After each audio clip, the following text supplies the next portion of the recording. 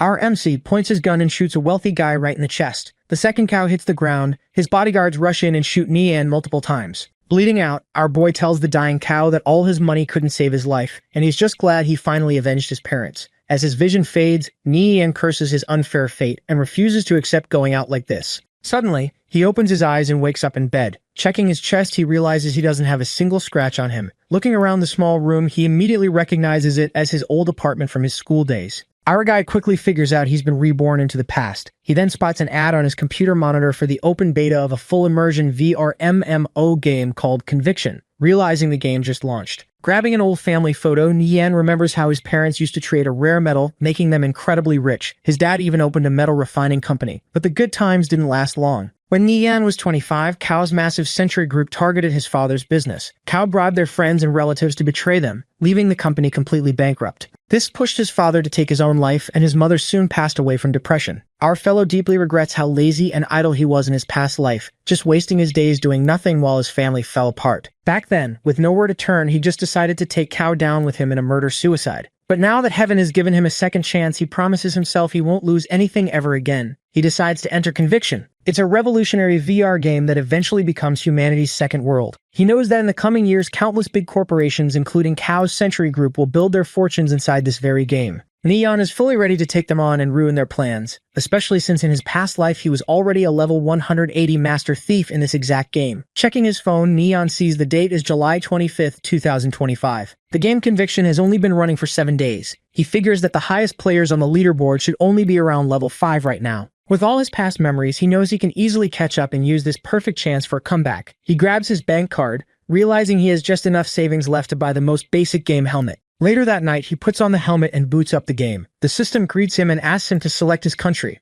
Conviction is split into 3 main groups: the Lawful Good Light faction, the Lawful Evil Dark faction, and the Neutral Giant tribe. Remembering his past playthrough, he chooses the human-led Greenland Empire under the Light faction. For his class, he picks the Shadow Dancer Thief. Since he poured years of effort into mastering this exact class before, he already knows every skill in class quest, giving him a massive advantage from the start. He names his character Nirvana Flame and finally enters the game world. He spawns right in the middle of the bustling Carol City in the Greenland Empire. Looking at his virtual hands, he takes in the familiar feeling of being back. He quickly opens his status panel and allocates his starting stats, adding 3 points to strength and 2 to agility. In his past life, he messed up his initial point allocation, which wasted a lot of his leveling time, so he makes sure not to repeat that mistake. With his stats set, he heads straight for the city's teleportation point. Walking through the city, Nian spots an arcane mage selling a basic white-gray dagger, but he ignores it, knowing he can teleport to Locktown and buy it for way cheaper. Soon, his eyes land on a level 3 silent paladin named Flying Stone selling a stealth skill book for 6 copper. A couple of other players are standing around complaining that the price is way too high. Nian knows that stealth is the most important basic skill for a thief. Having it right now is crucial because he remembers a hidden treasure chest in the level 5 Wildcat Monster Zone near Tracktown. Since most players are only level 2 or 3, nobody has reached that zone yet, and the chest's loot will massively speed up his leveling. He walks right up to the seller and asks for the stealth book for free. In return, he promises to share a secret spot where the guy can farm over a dozen of those books in a single day. At first, Flying Stone gets pissed and tells the level 0 lunatic to get lost, but Nian calmly stops him, asking if he farmed those books from Murloc Wizards in Link Town, even casually dropping the exact map coordinates. Shocked that a complete noob knows his farming spot, the paladin hesitates. Realizing he can farm a few more books today anyway, he decides to risk it and hands over the stealth book. The system confirms the trade between Flying Stone and Nirvana Flame. True to his word, Nian gives him the specific coordinates near the Murloc Wizard camp, where the drop rates are insane. Hyped about the tip, the paladin gets ready to head out immediately. Before he goes, Nian mentions that Murloc Wizards also drop the Night Owl Perception skill, asking the guy to mail him an extra if he finds one. Flying Stone eagerly promises to send any extra skills right away and jumps onto the teleportation pad, disappearing in a flash of light. Teleporting straight to Tracktown, Nian gets ready to secure his loot. He opens the book and the system confirms he learned the stealth skill. The skill conceals his presence, making him harder to detect, though it warns that higher level enemies can still spot him easily. Activating stealth, he dashes out of the town gates and sprints across the open fields until he reaches the Wildcat Monster Zone. Deep in the forest, he finds wildcats ranging up to level 5. Looking up at a large tree surrounded by a pack of level 5 wildcats, he spots exactly what he came for. He knows the chests in Conviction are ranked from white all the way up to legendary, and the loot inside is fixed. Once someone takes the items, the chest vanishes forever. He confirms it's a silver chest and is relieved no one has touched it yet. Since he is only level 0, taking on level 5 monsters is completely out of the question. Luckily, dying at level 0 means he won't drop any experience or equipment. With nothing to lose, he activates his stealth skill and makes his move toward the tree. Nian carefully slips past the wandering wildcats. He knows his stealth only lasts for 2 minutes right now, and opening a chest takes time, so he has to move fast. Making sure not to get too close to the monsters so they don't detect him, he smoothly jumps up the tree branches to reach the silver chest. He starts unlocking it, and his system progress bar appears. While the chest slowly opens, Nian reminds himself to stay calm, well aware that his stealth could break at any moment and leave him completely exposed to the pack of wildcats right below him. After 27 seconds, the chest finally pops open. He quickly grabs the loot inside. It's exactly what he came for, a skill book for Vital Strike. The system details state that hitting an enemy's vital point with this skill deals 150% damage, with a 30-second cooldown. It can be used by thieves, warriors, and paladins. Holding the new skill book, Nieyan notes that his perfect leveling path begins right now. Nieyan remarks that Vital Strike is a top-tier thief skill that can actually be learned at level 0. He uses the book to learn it, knowing this will cut his early leveling time in half. Right after the system confirms he learned the skill, his 2-minute stealth timer runs out. The level 5 wildcats immediately spot him up in the branches. Instead of panicking, Nieyan just jumps down right into the pack, casually thanking the monsters for guarding the chest. He knows that dying in conviction normally makes a player lose experience and equipment, but since he is still level 0 with nothing but starter gear, he doesn't mind dying at all. The wildcats kill him, and he drops a pair of novice gloves. The system instantly teleports him back to the nearest town. Spawning safely at the town square, our guy notes that using a death to get a free quick return trip is pretty handy. Now he gets ready to start phase 2 of his leveling plan. He needs 20 copper coins to pull it off, but a newly created account only starts with 10. Figuring out he needs to earn some money first, he walks through the town streets to find some hidden NPC quests he remembers from his past life. He walks up to an NPC named Hunter Klaus and accepts a quest to collect 20 silver gray giant rat skulls. Right after that, he goes to Farmer Endy and accepts another quest to kill 50 of those exact same rats. Next, Neon visits pharmacist Ol. Since he already took the quest from Klaus and Enda, Ol asks for his help gathering potion materials. A system notification confirms a hidden quest is triggered. Our guy knows this secret quest only unlocks if you accept the other 2 at the exact same time. He accepts the job to collect 21 rat tails. Out in the field, Neon spots a level 1 silver gray giant rat. He dashes in and uses his new Vital Strike skill, landing a critical hit that instantly kills the monster. He loots a rat's skull and a tail to progress his quests. The rat also drops a piece of equipment, some white-quality tough leather leggings. He notes he can easily sell these for at least 7 copper coins at the auction house. He spends the next hour grinding, repeatedly using Vital Strike to clear out the rat pack. After getting everything he needs, he heads back to town and turns in the items to the 3 NPCs. The system rewards him with 34 copper coins and 3 basic instant health potions. He's pretty happy the hidden quest gave him potions, which is a nice bonus. After putting the leggings up for sale on the auction house, he heads straight to the weapon shop, where the shopkeeper enthusiastically welcomes him inside. Nian tells the shopkeeper exactly what he needs. A crossbow usable at level 0 with an attack of +3 or higher, a fire rate of 12 or more, and a price under 40 copper coins. The shopkeeper enthusiastically brings out his masterpiece, the small powerful crossbow. It costs exactly 35 copper and features a +5 attack with a special triple shot effect. Nian buys it on the spot, along with 9 bundles of cheap crossbow bolts, spending 44 copper coins in total. Fully equipped, he leaves the town and heads straight for the Wild Buffalo Zone. He knows that Conviction has a strict level suppression system where every 5 levels creates a massive gap in power. The Wild Buffaloes here are level 8 monsters, meaning even the highest ranked players on the leaderboards wouldn't dare face them right now. On top of that, he is specifically targeting a Wild Buffalo leader, a rare boss monster. Despite being just a level 0 noob, his past life's memories make him completely confident he can kill it. Arriving at the wide grassy plains filled with grazing buffaloes, Nie Yan bypasses the regular mobs and makes his way toward a rocky canyon. He stops at the edge of a steep cliff overlooking a narrow crevice, checking the exact map coordinates 567-528-192. Looking down the rocky gap, he smiles,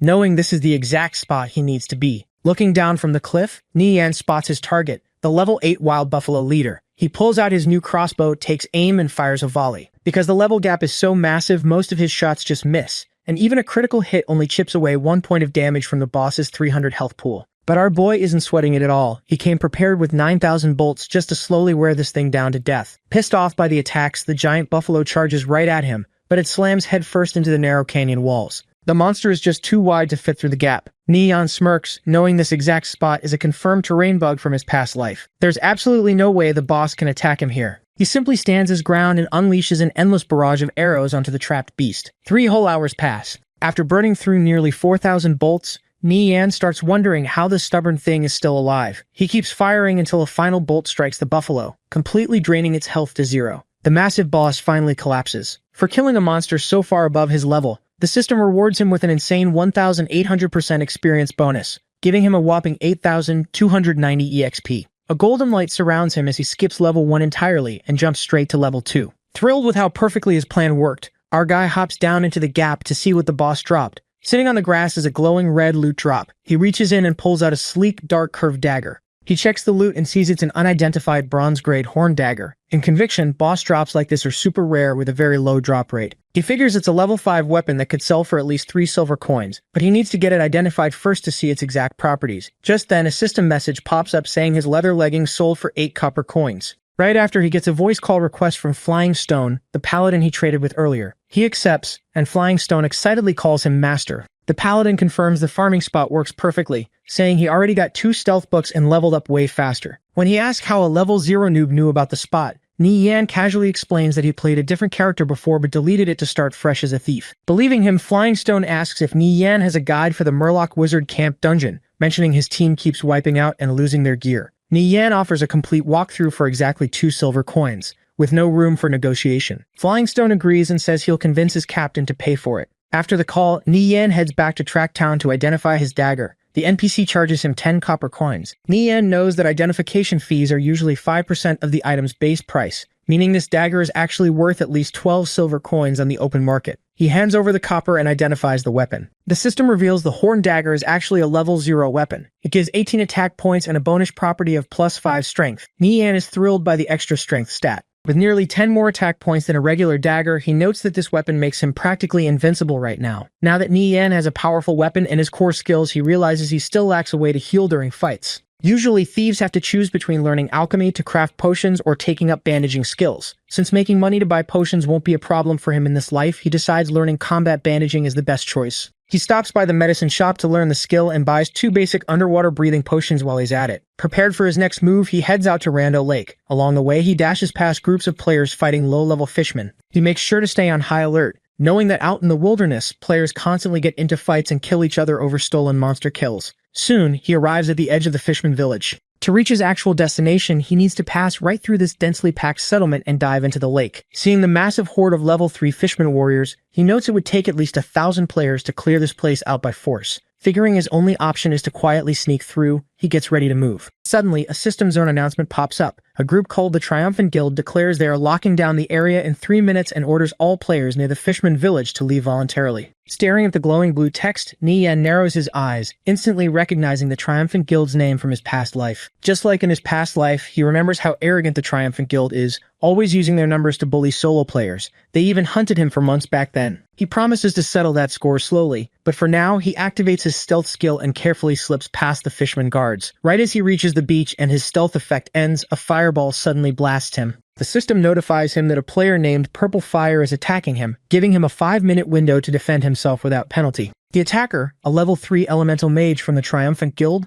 tells him solo players aren't allowed here and orders him to get lost. Seeing that the guy is completely alone, Ni Yan decides to take him on. He knows that when fighting a mage, a player has to either get into close combat or run away. Since running isn't his style, he charges straight ahead. He watches the mage start casting Flame Burst, knowing the spell has a 2-second cast time. Using that brief opening, Ni Yan instantly closes the distance and slashes the mage right in the chest with his dagger. Purple Fire jumps back, annoyed that a thief would dare attack a Triumphant Guild member. He immediately casts Blazing Fire Ring, an area of effect spell that hits Ni Yan for 39 damage. Unfazed, our guy just drinks one of the instant health potions he got earlier, recovering 89 health points while still standing inside the fire. He dashes right through the flames and slashes the mage again for 36 damage, pointing out that a mage can't escape once a thief gets close. Panicking, the mage unleashes another blast of fire to force Ni Yan back. Purple Fire assumes Ni Yan must be down to around 20 health points after taking those hits. Checking his own status, the mage sees he still has 51 health points left, and figures one more fireball will easily finish the fight. He leaps into the air to launch his attack, yelling that this is what happens when someone opposes his guild. On the ground, Ni Yan just calmly readies his dagger and waits for him to drop. Right before the mage can unleash his spell, Ni Yan hits him with a vital strike, slashing right through him. Purple Fire is completely stunned, wondering how a mere level 2 thief survived his fire attacks. He quickly realizes Mi Yan must have used an instant health potion and demands to know how a solo player could possibly afford one. Mi Yan coldly tells him to figure it out after he respawns back in town, watching the mage disintegrate into blue pixels. Grabbing the loot, Mi Yan picks up the weapon the mage dropped, a level 0 bronze staff worth over 10 copper coins. Knowing the rest of the triumphant guild will be on his tail any second, he immediately sprints down the beach to make his escape. Nearby, the other guild members get an alert that purple fire just died by the lake. A warrior spots Yan running away and shouts at his team to chase him down. Leaping high into the air with a massive sword, the angry warrior yells that escaping won't be that easy. He activates a skill called Linear Sword, bringing his glowing heavy blade crashing down right toward Yan. Yan easily dodges the heavy linear sword attack, leaving the warrior shocked by his speed. While sprinting toward the cliff edge, our guy pulls out an underwater breathing potion and drinks it. The guild members realize he's planning to jump into the lake and rush to stop him, launching a charge and a flaming slash. But Yan just leaps backward off the cliff, letting their attacks smash uselessly into the dirt as he plunges into the water below. Standing at the shore, the frustrated guild members realize they can't chase him since none of them brought underwater breathing potions. The rest of their team catches up and asks where the guy went. The warrior explains the thief escaped into the lake and tells his teammate to message the newly respawned purple fire to get the guy's name. Checking his system, the teammate confirms that the thief who just killed their mage is named Nirvana Flame. Deep underwater, Yan chuckles to himself, promising to remember the triumphant guild's faces for next time. Glad to finally be away from them, he swims toward the bottom of Rando Lake, remembering there are hidden treasure chests down here. Soon enough, he spots a small chest sitting among the rocks and seaweed. He opens it up and gets a fishman water-repelling pearl. The system explains it's a special item that grants a 30-minute underwater breathing skill with a 12-hour cooldown. He notes that even though it isn't a super rare drop, it is extremely useful for him right now. Right after grabbing the pearl, a heavy trident suddenly shoots through the water, barely missing his face. Yan quickly realizes he just swam right into a fishman nest. He knows he is absolutely no match for fishmen while underwater. At that exact moment, a massive explosion goes off up on the surface at the Fishman tribe village. The loud blast alerts the fishermen on the shore, and they immediately dive into the lake with their tridents. Watching the explosions on the surface, Yan smiles. He realizes the triumphant guild's attack just lured all the fishmen away, leaving his path completely safe. He keeps swimming until a system message tells him he discovered Heart Lake Island. Breaking the surface of the water, he takes a breath but suddenly hears a scream. He looks towards the shore and spots a pink-haired girl running from 3 giant spider monsters. He instantly recognizes her as Yahello, his holy word mage teammate from his past life. He remembers all the time they spent together back then and feels like running into her so soon after being reborn must be fate. Yahello spots him coming out of the water and starts to panic. With the 3 monsters right behind her, she worries that if this new player decides to attack her, she's completely dead. But Yan just leaps out of the water right past her. Gripping his dagger, he activates his Vital Strike skill and charges straight at the monsters. Yan slices through the first spider with his dagger. Realizing he's helping, Yahello stands her ground and hits another spider with her Holy Judgment spell. Working together, they quickly clear out the rest of the monsters using a mix of Vital Strikes and magic until the spiders disintegrate into blue pixels. Standing on the beach, Yahello thanks him for the help. He casually brushes it off and introduces his character as Nirvana Flame. Hearing the name, Yahello silently connects it to his real name, wondering if this player is actually the Yan she knows in real life. She introduces herself as Yahello and sends a friend request, promising to repay him for saving her today. He accepts the request and asks what she's doing out here on Heart Lake Island. She explains she's grinding a quest to collect water sacs from the water spiders. Since Yan needs to kill the exact same monsters for Silk Thread, he asks if she wants to party up. Yahello agrees and opens a trade window, handing over 12 silk threads she already collected as a thank you gift. Yan looks at the 12 silk threads, noting they are worth 36 copper coins. Yahello tells him that the experience she would have lost from dying is worth way more than that. Plus, she doesn't even have the silk thread quest, making the items completely useless to her. Hearing that, Yan accepts the trade. Suddenly, a giant monster bursts out of the water onto the beach. Yahello panics as she realizes a water spider lord just spawned. The system confirms they successfully formed a party, and they immediately start the boss fight. Yan rushes in and hits the monster with a Vital Strike for 52 damage. Yahello follows up by casting Holy Judgment, blasting the spider for 70 damage. The giant spider retaliates with a heavy slam. Yan tells Yahello to jump, and they both easily dodge out of the way. While still in the air, Yan pulls out his crossbow. He tells Yahello he will pull the boss's aggro so she can safely focus on dealing damage. He fires a quick volley of bolts into the spider, dealing consecutive hits of around 30 damage each to keep its attention firmly locked on him. Yahello follows his lead, casting Holy Judgment and Holy Strike. A bright blast of holy magic slams into the spider, dealing 70 damage and finally finishing it off. The system confirms they successfully killed the water spider lord. Watching the monster sink, Yahello is amazed. She realizes how incredibly smooth the fight felt and how perfectly in sync their coordination was, almost like they had been partying together for a long time. Nian notices her spacing out and asks what's wrong. Snapping back to reality, she quickly brushes it off. Curious, she asks why someone with his skills is out here grinding all alone. He casually replies that he's just more used to playing solo. Realizing he doesn't have a group, Yao smiles and mentions that her team is preparing to raid the Dryad Forest in Tracktown, asking if he wants to join them. Before agreeing to join, Yan asks about her team's shield warriors, specifically checking their defense and HP. He explains that the Treant Force is a level 3 dungeon and the boss, the Treant King, is a sub-elite monster. If the tanks don't have enough defense, clearing it is impossible. Yao tells him they have 2 shield warriors with 53 defense and 230 HP. Yan immediately says it's not enough. He reveals that the Treant King has a 2% chance to deal a critical hit. If a tank's defense isn't at least 60, they'll get one-shotted. On top of that, the team's priest has to perfectly keep up with the healing. Shocked, Yao asks how he knows all this, as she's never heard anyone mention the boss dealing critical hits. She looks disappointed, explaining that her team is prepared for days and can't just give up halfway.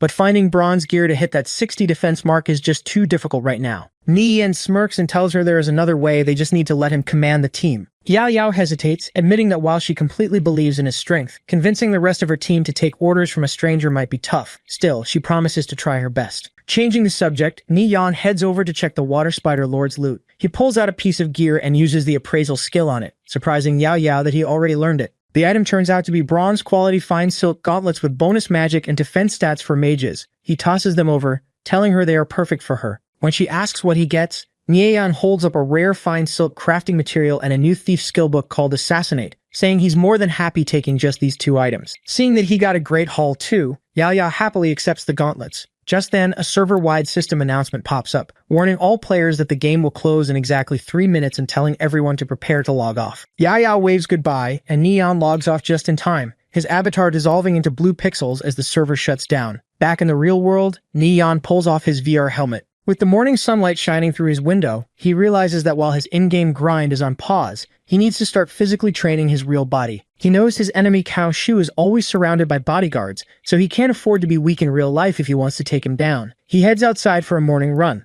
As he jogs down the street, a massive truck suddenly swerves right toward him. Reacting instantly, he dives out of the way, sliding hard across the pavement just in time to avoid getting crushed. As he sits up groaning, a familiar voice calls out his real name. He looks up and is completely stunned to see a girl with pink hair rushing over. It's Yao, looking exactly like her in-game avatar Yao. She pulls him up, scolding him for being so careless, and notices his arm is bleeding. While she hurries over to her car to grab a first aid kit, Nian watches her. He remembers that Xiao was his high school deskmate and his absolute biggest regret from his past life. Back then, his personality was too weak, and he never had the courage to confess his feelings to her. Even worse, just because she was associated with him, Cao Shu's Century Group eventually targeted her, pushing her until she developed a severe mental illness. Xiao carefully bandages his scraped arm, nagging him to stop being so rash. Instead of apologizing, Nian just smiles and casually flirts, asking why he should worry when he has her around. Blushing and flustered, Xiao huffs that she doesn't want to take care of him and quickly drives away. As she drives off, she can't help but wonder if the confident Nirvana flame she met in the game is actually Nian.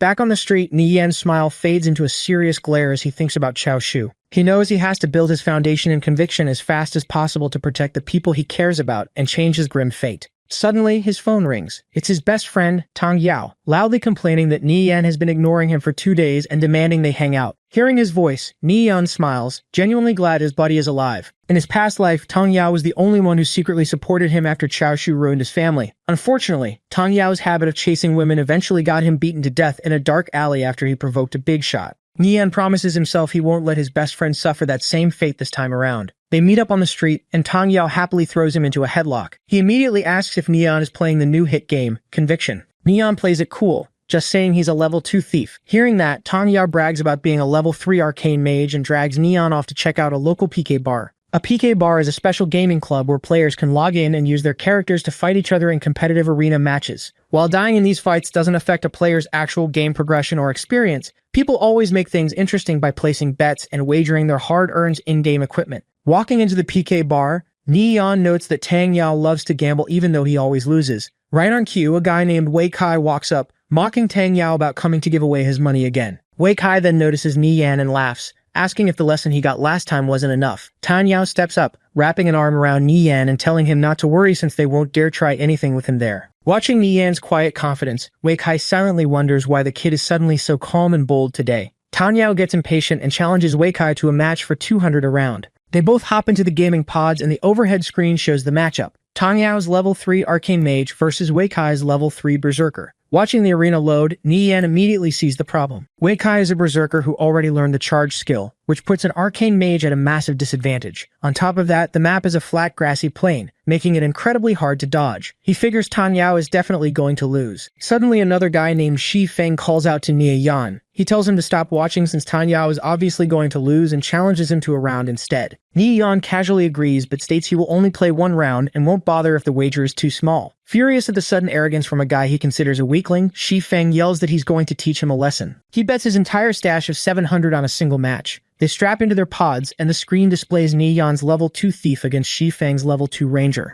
The digital world builds around Niyan, and he spawns into the middle of a dense bamboo forest. As soon as the match starts, Niyan immediately activates Spelth, completely vanishing into the dense bamboo forest. Shi Feng climbs high up a bamboo stalk to get a better vantage point. Looking down at the empty ground, the ranger smirks, fully confident that the arrogant kid is going to lose. He scans the area, wondering where Niyan could possibly be hiding. But with 10 years of thief experience, concealing his presence is pure instinct for Niyan. Perfectly hidden in the shadows, our guy easily spots the ranger up above. He silently leaps into the air, appearing right behind Shi Feng, and slashes him across the back for 40 damage. Dropping to 70 health points, Shi Feng panics, completely shocked at how the thief got behind him. He desperately turns and swings his weapon to counterattack, but Niyan easily dodges the wild strike. Calmly declaring that it's over, Niyan activates Vital Strike and slashes right through him for 70 damage. The massive critical hit instantly wipes out the rest of Shi Feng's health, securing Niyan an easy victory. Shi Feng's avatar bursts into pixels, instantly ending the match. Outside the pods, the spectators at the PK bar are completely shocked that Shi Feng lost so quickly.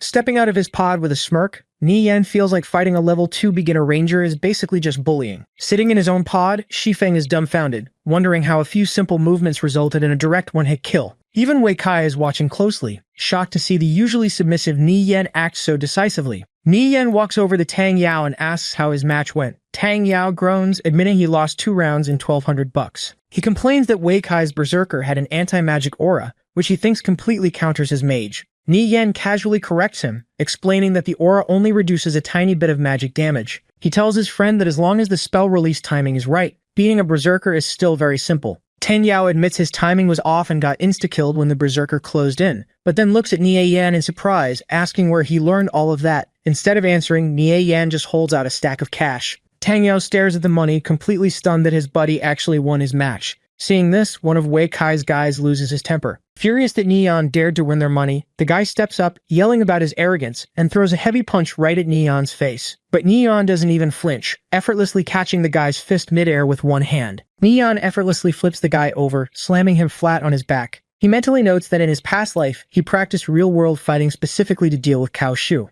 Tang Yao stands there completely shocked, wondering when his buddy got so tough. Seeing this, Shi Feng and the rest of Wei Kai's crew hesitate and back off. Wei Kai steps up, stopping his men. Realizing Niyan is completely different now, he asks if Niyan wants to play around with him instead. Niyan agrees but warns that he won't play if the stakes are too low. Wei Kai pulls out a wad of cash, offering 1,000 a round and noting he has 3,000 in total. Tang Yao immediately protests, arguing that a level 3 Berserker fighting a level 2 thief is just straight up bullying. Ignoring the level gap, Nian holds up 3 fingers and demands they bet the entire 3,000 on one single round. Wei Kai eagerly agrees, fully believing a level 2 thief stands no chance against him. Freaking out, Tang Yao grabs Nian by the shoulders, asking if he's crazy and if he even has that kind of money. Nian casually replies that he doesn't, which is exactly why he needs Tang Yao to lend it to him. Frustrated but loyal, Tang Yao sighs and agrees to front the cash for his best friend. With the massive bet locked in, Nian hops into the gaming pod, and the system announces he is entering the game. The match starts and they spawn on a wide-open grassy plain. Tang Yao watches from the outside, stressing out because flat terrain is the worst possible map for a thief who needs to hide.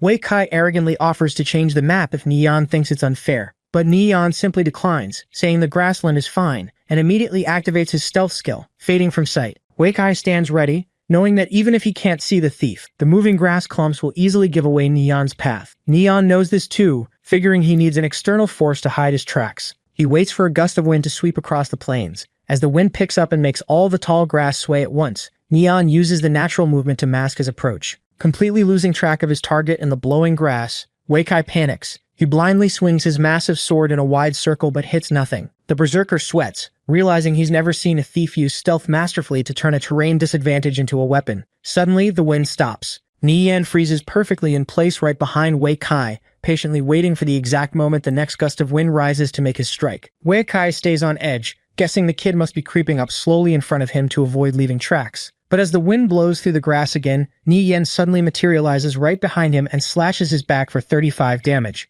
Shocked that the thief got behind him, Wei Kai immediately retaliates with a whirlwind slash, spinning his heavy greatsword in a massive circle to force Ni Yan back. But our guy knows the game mechanics perfectly. He knows that using a greatsword for that specific skill leaves the player locked in a 1-second backswing recovery animation. Seeing his perfect opening, Ni Yan dashes right back in the exact fraction of a second the spin ends. He activates Vital Strike and slashes the Berserker. Outside the pods, the spectators are completely blown away by his flawless timing. The hit deals a massive 96 damage, instantly dropping Wei Kai to just 34 health points. Pushed to the brink and desperate, Wei Kai activates Flame Slash. His massive sword erupts in fire as he leaps into the air, bringing the blazing weapon crashing down toward Ni Yan. Unfazed by the fiery attack, our guy just calmly grips his dagger and readies himself for the strike. Outside the pod, Tan Yao yells for Ni Yan to dodge quickly. However, Ni Yan realizes Wei Kai is using Flame Slash just to force him back and break his combat rhythm. Knowing that close combat is his biggest advantage as a thief, and seeing that his health is still high enough, he decides to simply tank the hit.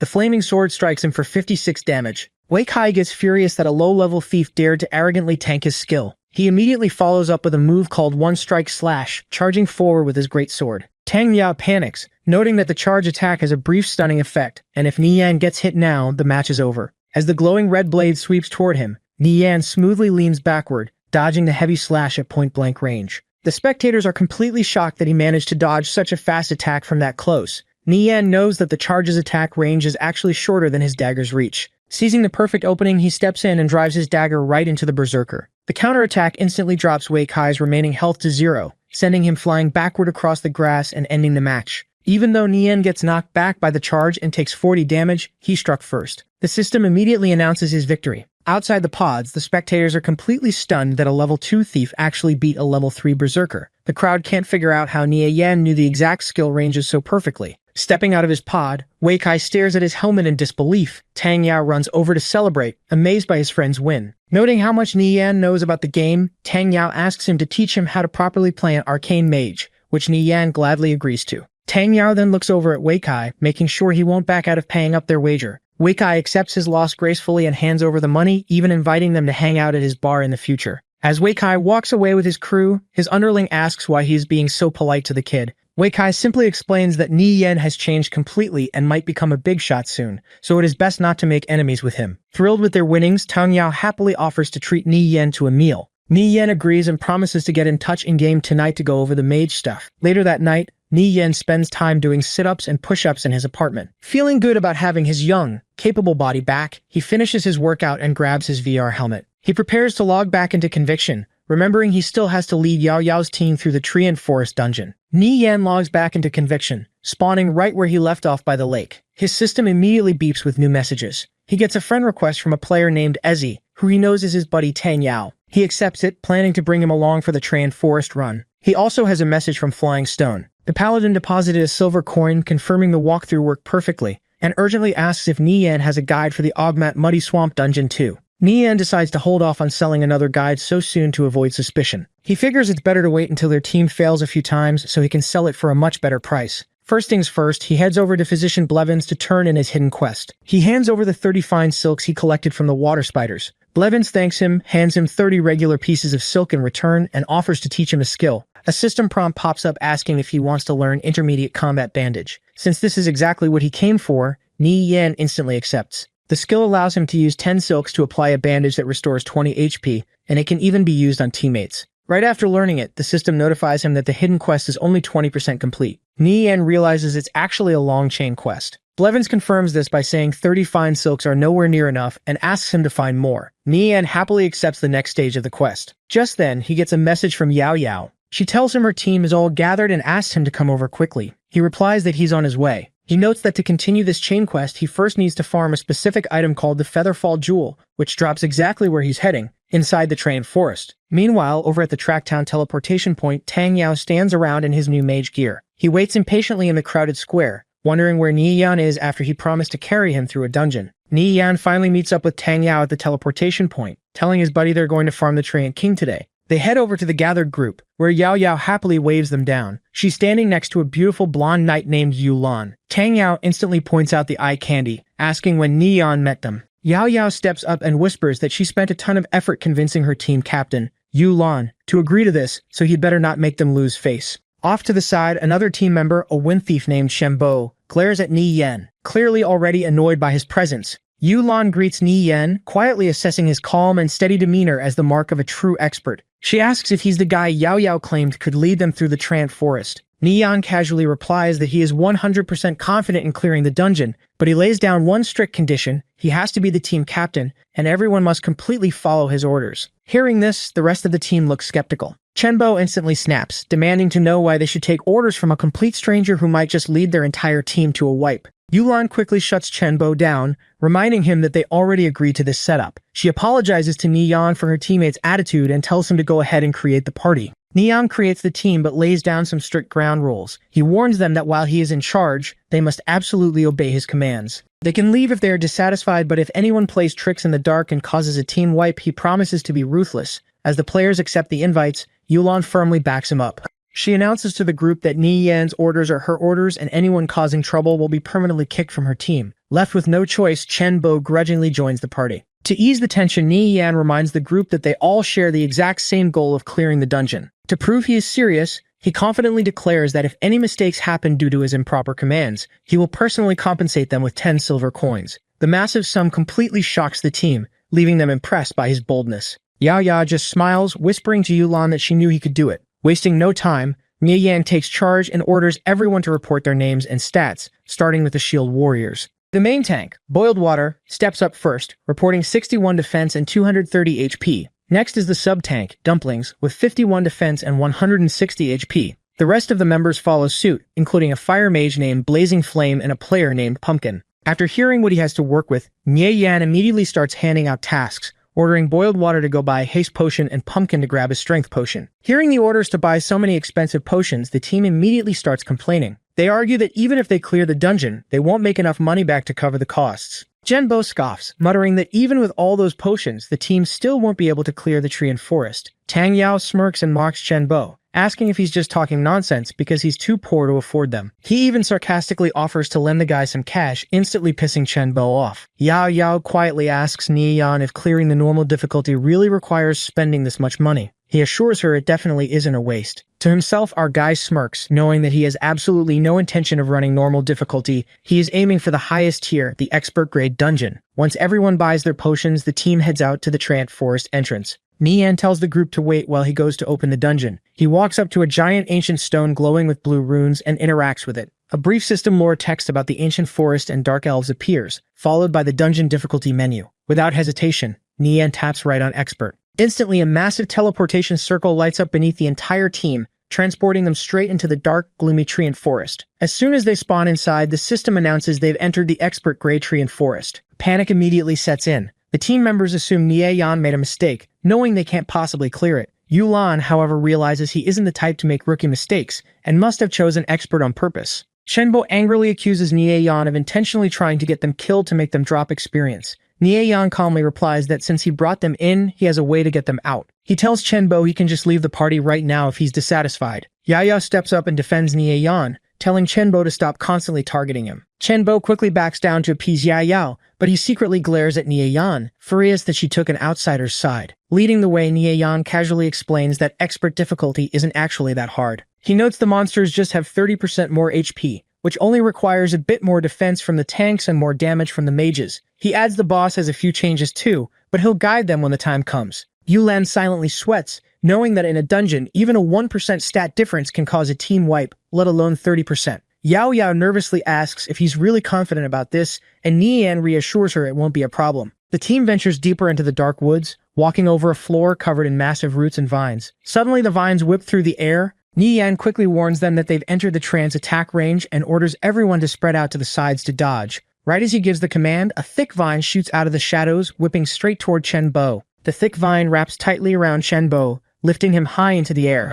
Panicking, he desperately screams for help, begging Captain Nirvana Flame to save him. The monster finally steps out of the shadows, revealing itself as a massive tree demon. Nieyan instantly takes control of the situation and barks out orders. He tells the shield warriors, boiled water and dumplings, to attack from the right. He orders the paladins to form a defensive wall and commands the mages to unleash their full firepower. Following his lead, the two tanks charge forward, slamming their heavy shields right into the tree monster. Right on cue, the mages launch a massive barrage of colorful spells that blast the tree demon. The combined firepower completely overwhelms the tree demon, instantly dropping its health to 0. As the monster dies, the vines loosen and drop Chenbo hard onto the ground. Humiliated, Chenbo glares at Nieyan, accusing him of setting him up. He claims Nieyan must have spotted the ambush ahead of time and intentionally didn't warn him, otherwise, he wouldn't have been so calm giving orders. Nieyan coldly fires back, telling Chenbo to get his facts straight. He points out that even the bulky shield warriors managed to dodge the attack, making Chenbo's lack of reflexes as an agile thief a complete joke. Tanya jumps in, laughing that any random thief off the street would be better.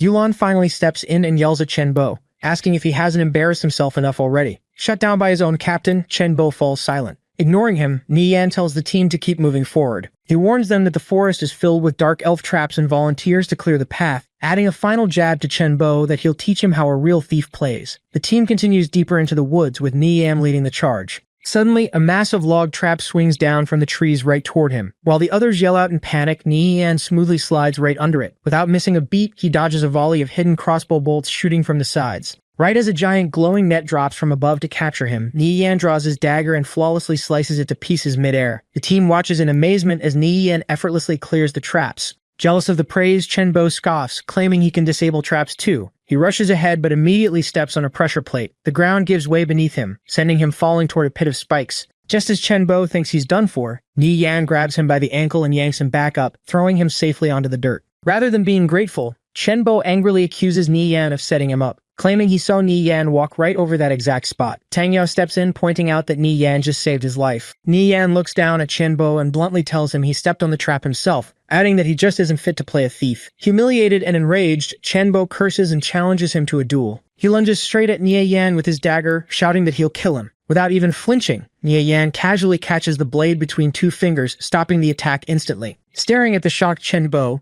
Nieyan coldly suggests he bring a few more people for a duel. Otherwise, it will be way too boring. Yulan and Yao Yao have had enough. They scold Chenbo for carelessly stepping on the trap and then pointing fingers at the guy who just saved his life. The rest of the team, including the shield warriors, backs Nieyan up, pointing out that Chenbo has been unfairly targeting him the whole time. Realizing no one is on his side, Chenbo snaps. He laughs and rage quits the party, mocking them to see how they'll clear the dungeon without him. Yao Yao apologizes to Nieyan for the drama, but he casually brushes it off, saying it's actually better without someone causing trouble. Yulan refocuses the group, and they continue deeper into the dungeon. Half an hour later, the team comes to a halt. Nieyan scouts ahead using stealth and spots a massive blockade. He reports back to the group that the path forward is completely blocked by 18 tree demons. Yulan starts to panic, knowing their team absolutely cannot handle that many elite monsters at once. Neon tells her to relax, assuring her he isn't crazy enough to make them fight the whole group at the same time. Dashing forward into the open, he pulls out his crossbow, ready to show everyone what god-tier monster pulling skills actually look like.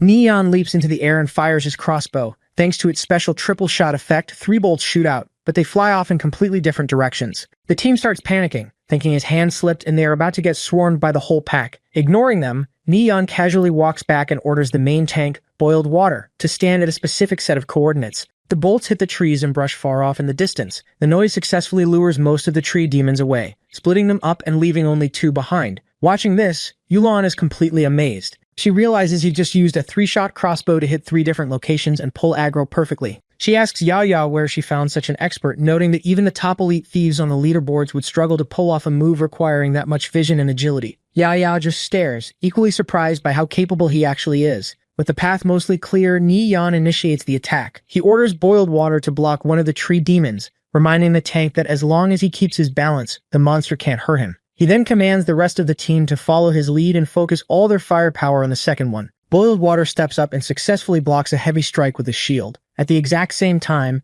Ni Yan dashes right up to their target and slashes the tree demon with his dagger. Boiled Water holds his ground, perfectly blocking the tree demon's heavy strikes with his shield just like Ni Yan ordered. Meanwhile, Yulan and the rest of the team quickly finish off their target. With their monster down, Yulan yells for Boiled Water to hang on as the squad rushes over to back him up. They unleash a massive barrage of magic and attacks, easily destroying the second tree demon. As the monster disintegrates, it drops a glowing item. Yulan picks it up, completely shocked to find a bronze-grade gauntlet for mages. The rest of the team is amazed, noting that they never got gear drops this good even after clearing the entire normal difficulty dungeon. Yahello praises Ni Yan's incredible monster-pulling skills. He just smiles, reminding them he promised to lead them through an expert-grade run. He orders the team to stick to this exact method and clear out the rest of the tree demons. Fired up and fully trusting him now, the team eagerly agrees. They spend the next 20 minutes smoothly executing the strategy, pulling and taking down the monsters group by group. After completely clearing out the area, the exhausted team sits down to rest, totally hyped about the massive pile of high-quality gear they've already collected. Watching them celebrate, Ni Yan just smirks to himself. He knows this is only the beginning, and the true rewards for beating an expert-grade dungeon go far beyond what they've seen so far.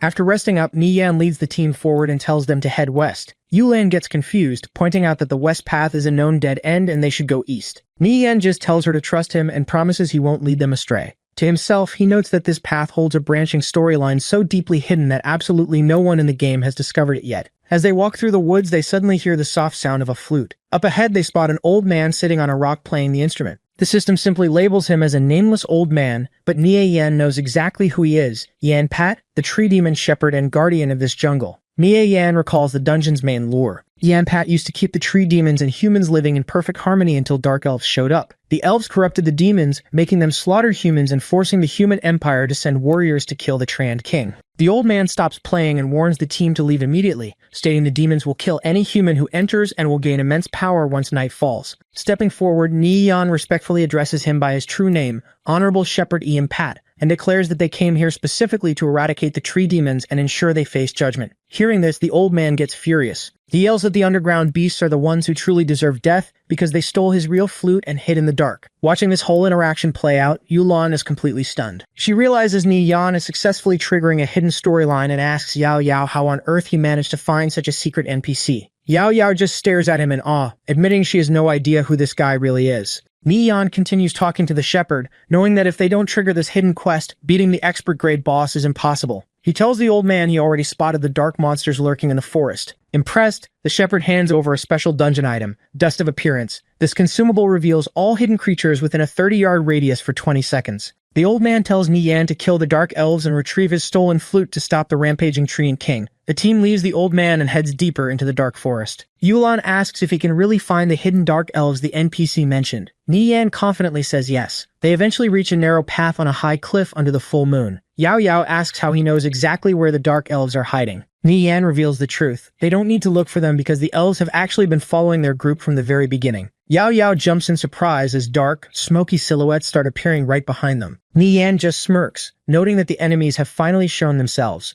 Nie Yan notes that the two dark elves are timid and will be impossible to catch if they manage to flee, so the team has to take them out in one go. He waits until they are deep in the narrow pass and throws the Dust of Appearance behind him. The sparkling dust reveals the two hidden dark elves, who look like small purple gremlins. Completely caught off guard, the elves try to turn and run, but Nie Yan already had his teammates in position. Boiled Water and Tang Yao are waiting right in their path. The shield warrior blocks their escape while Tang Yao laughs, telling them he's been waiting. Tang Yao quickly charges up his magic and blasts one of the elves with a massive pillar of fire. The monster screeches as it takes the hit. Seeing the opening, Yulan and the rest of the team rush in to help finish the job. Nie Yan orders the team to kill the elves, noting that they have the shepherd's flute. One of the elves tries to slash him with a purple-tinted blade, but he easily slips under the attack. Our guy counterattacks with a vital strike right to the elf's back, dealing 50 damage. With the rest of the team jumping in, they quickly wipe the floor with the two monsters. After the elves vanish, Nie Yan picks up the quest item they dropped. It's Ian Pat's flute. This special item is a total game changer for the dungeon because it makes all tree demons tremble, cutting their attributes in half and dropping their health by 300 points. Nie Yan is stoked because he knows they can definitely clear the forest now. Just as he's checking out the loot, Yahello calls him over, telling him she found something else he needs to see. Yahello hands Nie Yan a golden document she found. It's a secret letter from a dark elf named Wasserheim detailing a planned counterattack by the Drow tribe on the Hilton Fortress. As Nie Yan reads it, a system notification pops up, confirming he just triggered a branching storyline. He'll need to deliver this letter to Warlord Kavrot later on. Yahello is confused because the text is in Elvish, but Nie Yan explains it's a rare quest they can turn in once they get back to the city. The rest of the team gets hyped up, wondering what kind of rewards they'll get for such a hidden mission. Nie Yan then pulls out the shepherd's flute and hands it over to the main tank, Boiled Water. The second the tank holds it, he's shocked to see his health bar jump up by 300 points. With this massive buff, Boiled Water feels like he can take on the Tree Demon King without any fear. Seeing that everyone is ready, Nie Yan tells him to move out. Tang Yao watches the group follow his friend's lead, noting how quickly everyone's attitude toward Ni Yan changed from doubt to total respect. Our boy just keeps walking forward, focused on clearing the rest of the dungeon. The team continues pushing through the forest, clearing out more demons as they go. One of the monsters drops a glowing, golden shield, and Boiled Water picks it up. He's completely floored to find it's a bronze-grade buckler that gives a 10% defense boost, noting it's way better than any shield he's ever owned. Seeing how much the gear would help her tanks, Yulan walks up to Nie Yan. She feels a bit awkward asking since they only got this far because of his leadership, but she offers to buy the buckler from him. She knows that with a shield like that, her team could handle higher-level dungeons even on their own in the future. Nian doesn't care about the extra cash. He tells her he only needs thief gear and a specific item called the Featherfall Jewel that drops from the boss. He says he'd just end up selling the rest of the loot anyway, so she can just keep the shield for free. Yulan is genuinely thankful for the gesture. Yao also steps up, feeling a bit sorry that they're taking so much from him, but she thanks him anyway. Just as they finish talking, a massive, ground-shaking tremor hits the area. A giant, thorny vine, much larger than anything they've faced so far, bursts from the earth up ahead. The team realizes they've finally reached the end of the forest. It's time to face the Tree Demon King. A bunch of huge vines explode out of the dirt, and Ni Yan yells for everyone to stay focused because the boss is finally here. He tells the squad to get into their battle formation immediately, specifically ordering the shield warriors to move to the front and wait for his signal to engage. The Tree Demon King reveals itself, appearing as a massive, twisted tree monster. It's a level 4 Lord-grade boss with exactly 1000 HP. The monster is pissed, growling at them about trespassing on its land and telling them all to die. The boss doesn't waste any time and swings a giant wooden arm down at the group. Nian shows off his master-level thief reflexes, easily dodging the heavy slam by flipping through the air and landing safely as the ground shatters where he was just standing. The team is floored seeing how easily Nian, a mere level 2 thief, manages the level 4 Lord-grade boss. Yulan admits she's never seen a thief this skilled. Nian doesn't waste any time and commands Boiled Water to step up and engage. He tells the melee fighters to stay behind the tank, and warns the mages to stay at least 30 yards away from the Tree Demon King to avoid getting hit. Boiled Water charges in, slamming his shield against the massive tree monster. He manages to deal 36 damage but realizes the boss's defense is insanely high. Seeing the tank has the aggro, Nian yells for the mages to unleash their attacks. On his signal, a wave of magic spells flies across the battlefield, hitting the Tree Demon King from all sides as the team starts wearing down its massive health bar. The mages continue their assault, but Boiled Water takes a heavy hit for 78 damage. Seeing the tank struggling, Nian yells for him to use the flute. Boiled Water quickly plays the instrument, and a system message confirms Ian Pat's flute is activated, cutting the Treant King's stats by 50%. Nian then commands the mages to focus strictly on fire spells, warning them that the boss has high ice resistance. Tang Yao is all over it, since fire is his specialty. Nian then turns to the team's priest, making sure she has the Dispel skill ready. He warns her that the Treant King is about to use fear. He explains that if their tank gets hit by the crowd control effect, she needs to cleanse him instantly. He tells her to stay calm and wait for his command. Right on cue, the boss lets out a massive roar, casting fear across the area. As the green aura of fear hits Boiled Water, Nian immediately shouts for the priest to cleanse him. She reacts instantly, casting a bright light that clears the crowd control effect. Boiled Water is impressed by the perfect timing and gets back to holding the line. The team keeps up the pressure, whittling the boss's health down to under 3,000. Suddenly,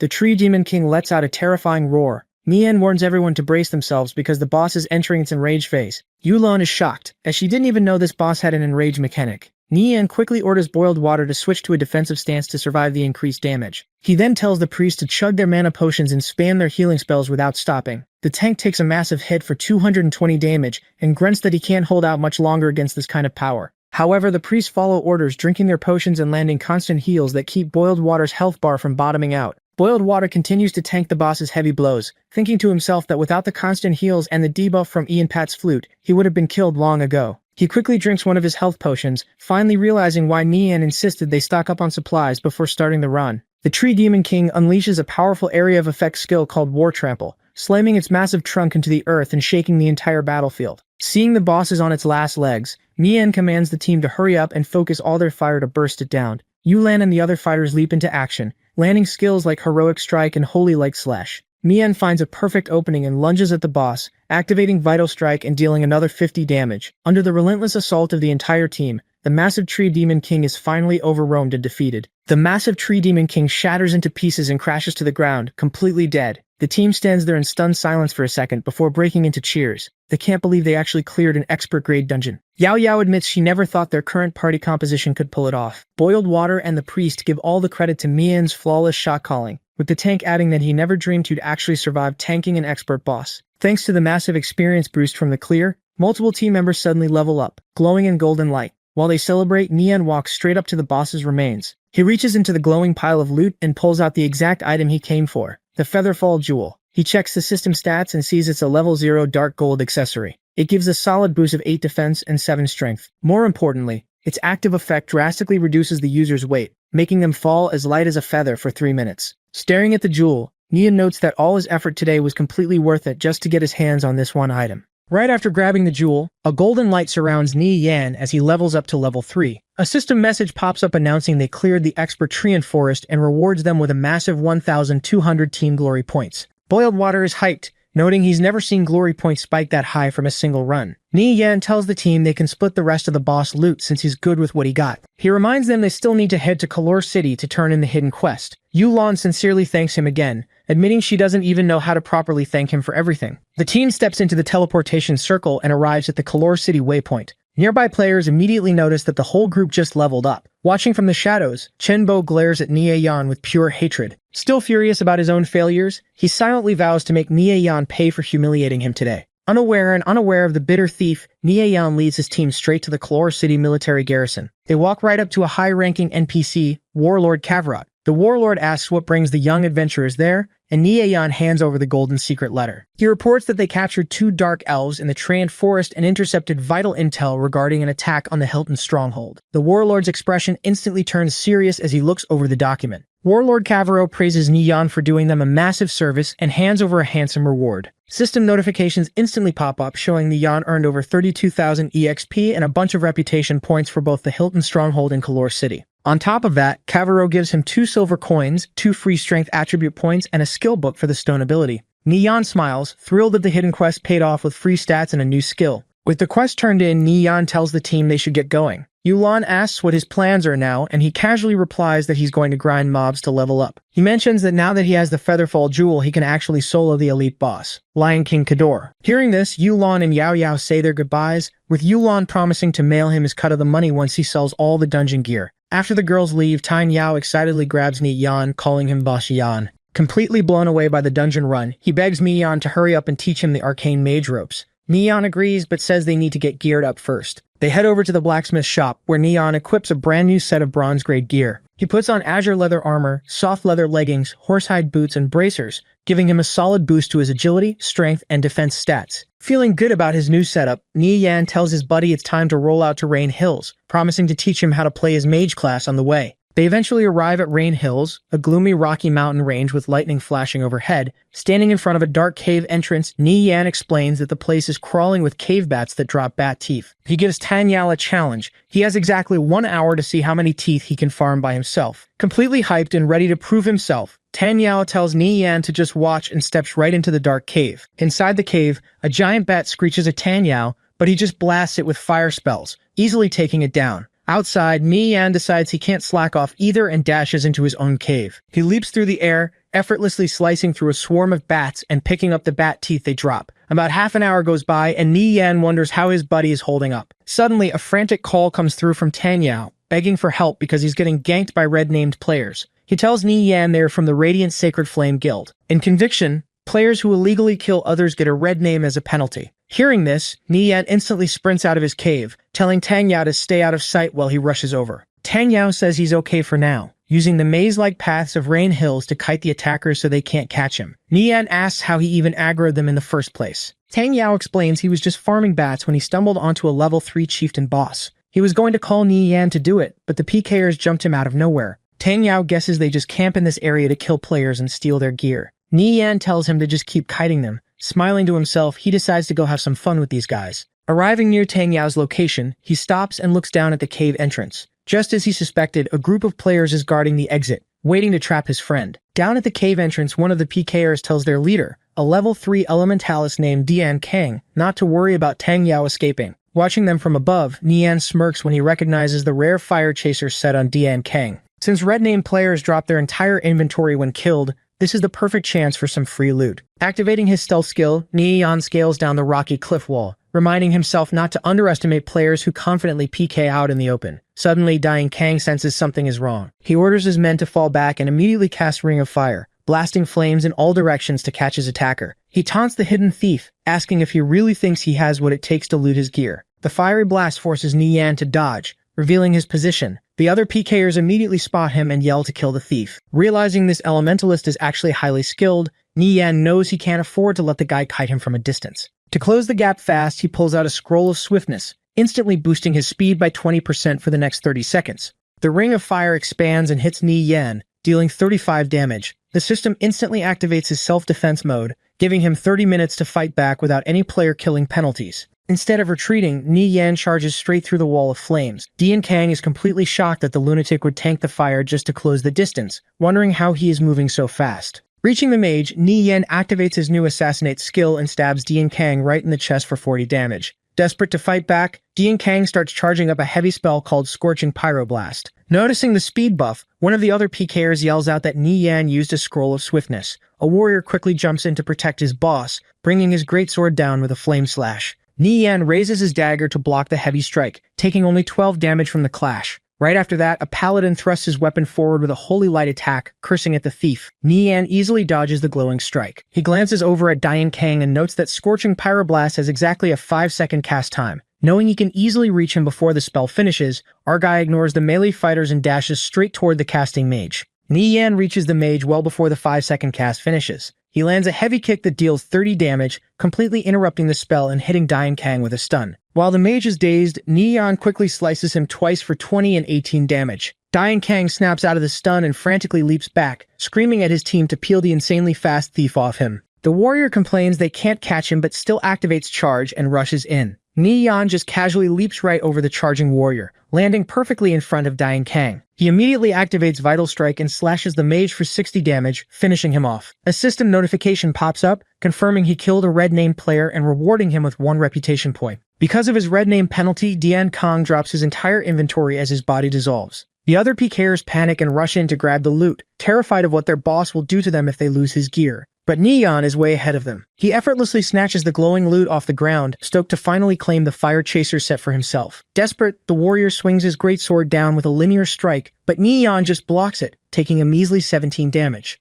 Having gotten exactly what he came for, our guy turns and dashes away while the remaining PKers desperately chase after him, yelling not to let him escape. As Nian runs, a stray attack grazes him for 16 damage. Since his movement speed is too high for the PKers to catch up, he casually uses his combat bandage skill while running to heal his health back to full. The enemies spot him healing and curse in frustration. With his HP topped off and his skill cooldowns completely reset, Nian suddenly stops in his tracks. He turns right around and targets the warrior, declaring he's next. The warrior swings his heavy sword, but Nian easily leaps over the attack. In one smooth motion, he strikes the warrior with a vital strike for 55 damage and immediately follows up with assassinate, slashing him for another 38 damage. Panicking, the warrior yells for the thief to get off him and swings wildly to create some distance. Nian jumps back to dodge the attack. While flipping backward through the air, he pulls out his crossbow and fires a quick volley. The 3 bolts hit the warrior right in the chest, dropping his health bar to a tiny sliver. Sweating in fear, the warrior realizes he is only 1 hit away from dying. He quickly figures out that if he keeps chasing this crazy thief, he's just going to get killed and drop all his own gear too.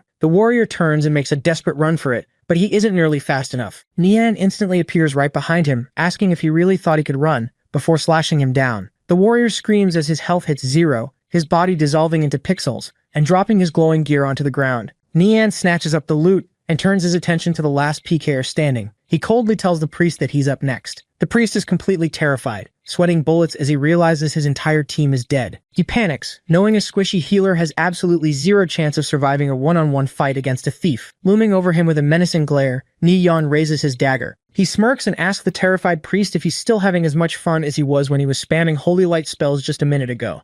The priest screams as Nian effortlessly finishes him off. Checking the loot, Nian gathers the dropped items, which include a staff and the complete bronze-grade fire chaser set. Noting that the set gives huge fire damage and defense boosts, he realizes it's absolutely perfect for Tanya's fire mage build. He decides to keep the set for his friend and auction off the rest of the trash gear. Nian messages Tanya asking for his exact coordinates. Tanya replies that he's hiding in a cave filled with level 5 mobs and is too scared to step outside. Nian tells him to hang tight and shares the fire chaser set's stats in their chat. Seeing the shared items, Tanya completely freaks out, asking if he's dreaming. He can't believe Nian actually managed to gank a Radiant Sacred Flame red name and loot an entire rare set. Tanya laughs, saying that getting this gear feels so good that even if the PKers kill him today, it's totally worth it. Nian just tells his buddy to wait there because he plans to hunt down a few more of the guild members. Meanwhile, somewhere else in the forest, another squad of Radiant Sacred Flame players gets the news. One of them announces that boss Dian Kang is dead. The rest of the group is completely shocked, wondering who could possibly kill their boss when he had the Fire Chaser set and top 10 DPS in their entire guild. The Radiant Sacred Flame members realize that since Dian Kang was red-named, he dropped his entire inventory. They ask who ganked him, assuming a massive raid was trying to start a guild war. The messenger shocks them by revealing it was just one single level 3 thief. The group completely loses their minds, unable to believe one guy wiped out Dian Kang's whole 3-man squad. The messenger confirms Dian Kang verified it himself and announces the guild just issued a kill order for the thief, Nirvana Flame, with a 5 silver coin bounty. They are ordered not to engage him without at least a 3-man party. Hiding in the trees right above them, Nian listens in and smirks at his 5 silver bounty. He activates stealth, deciding to show these guild players who rely on numbers what a real solo player can do.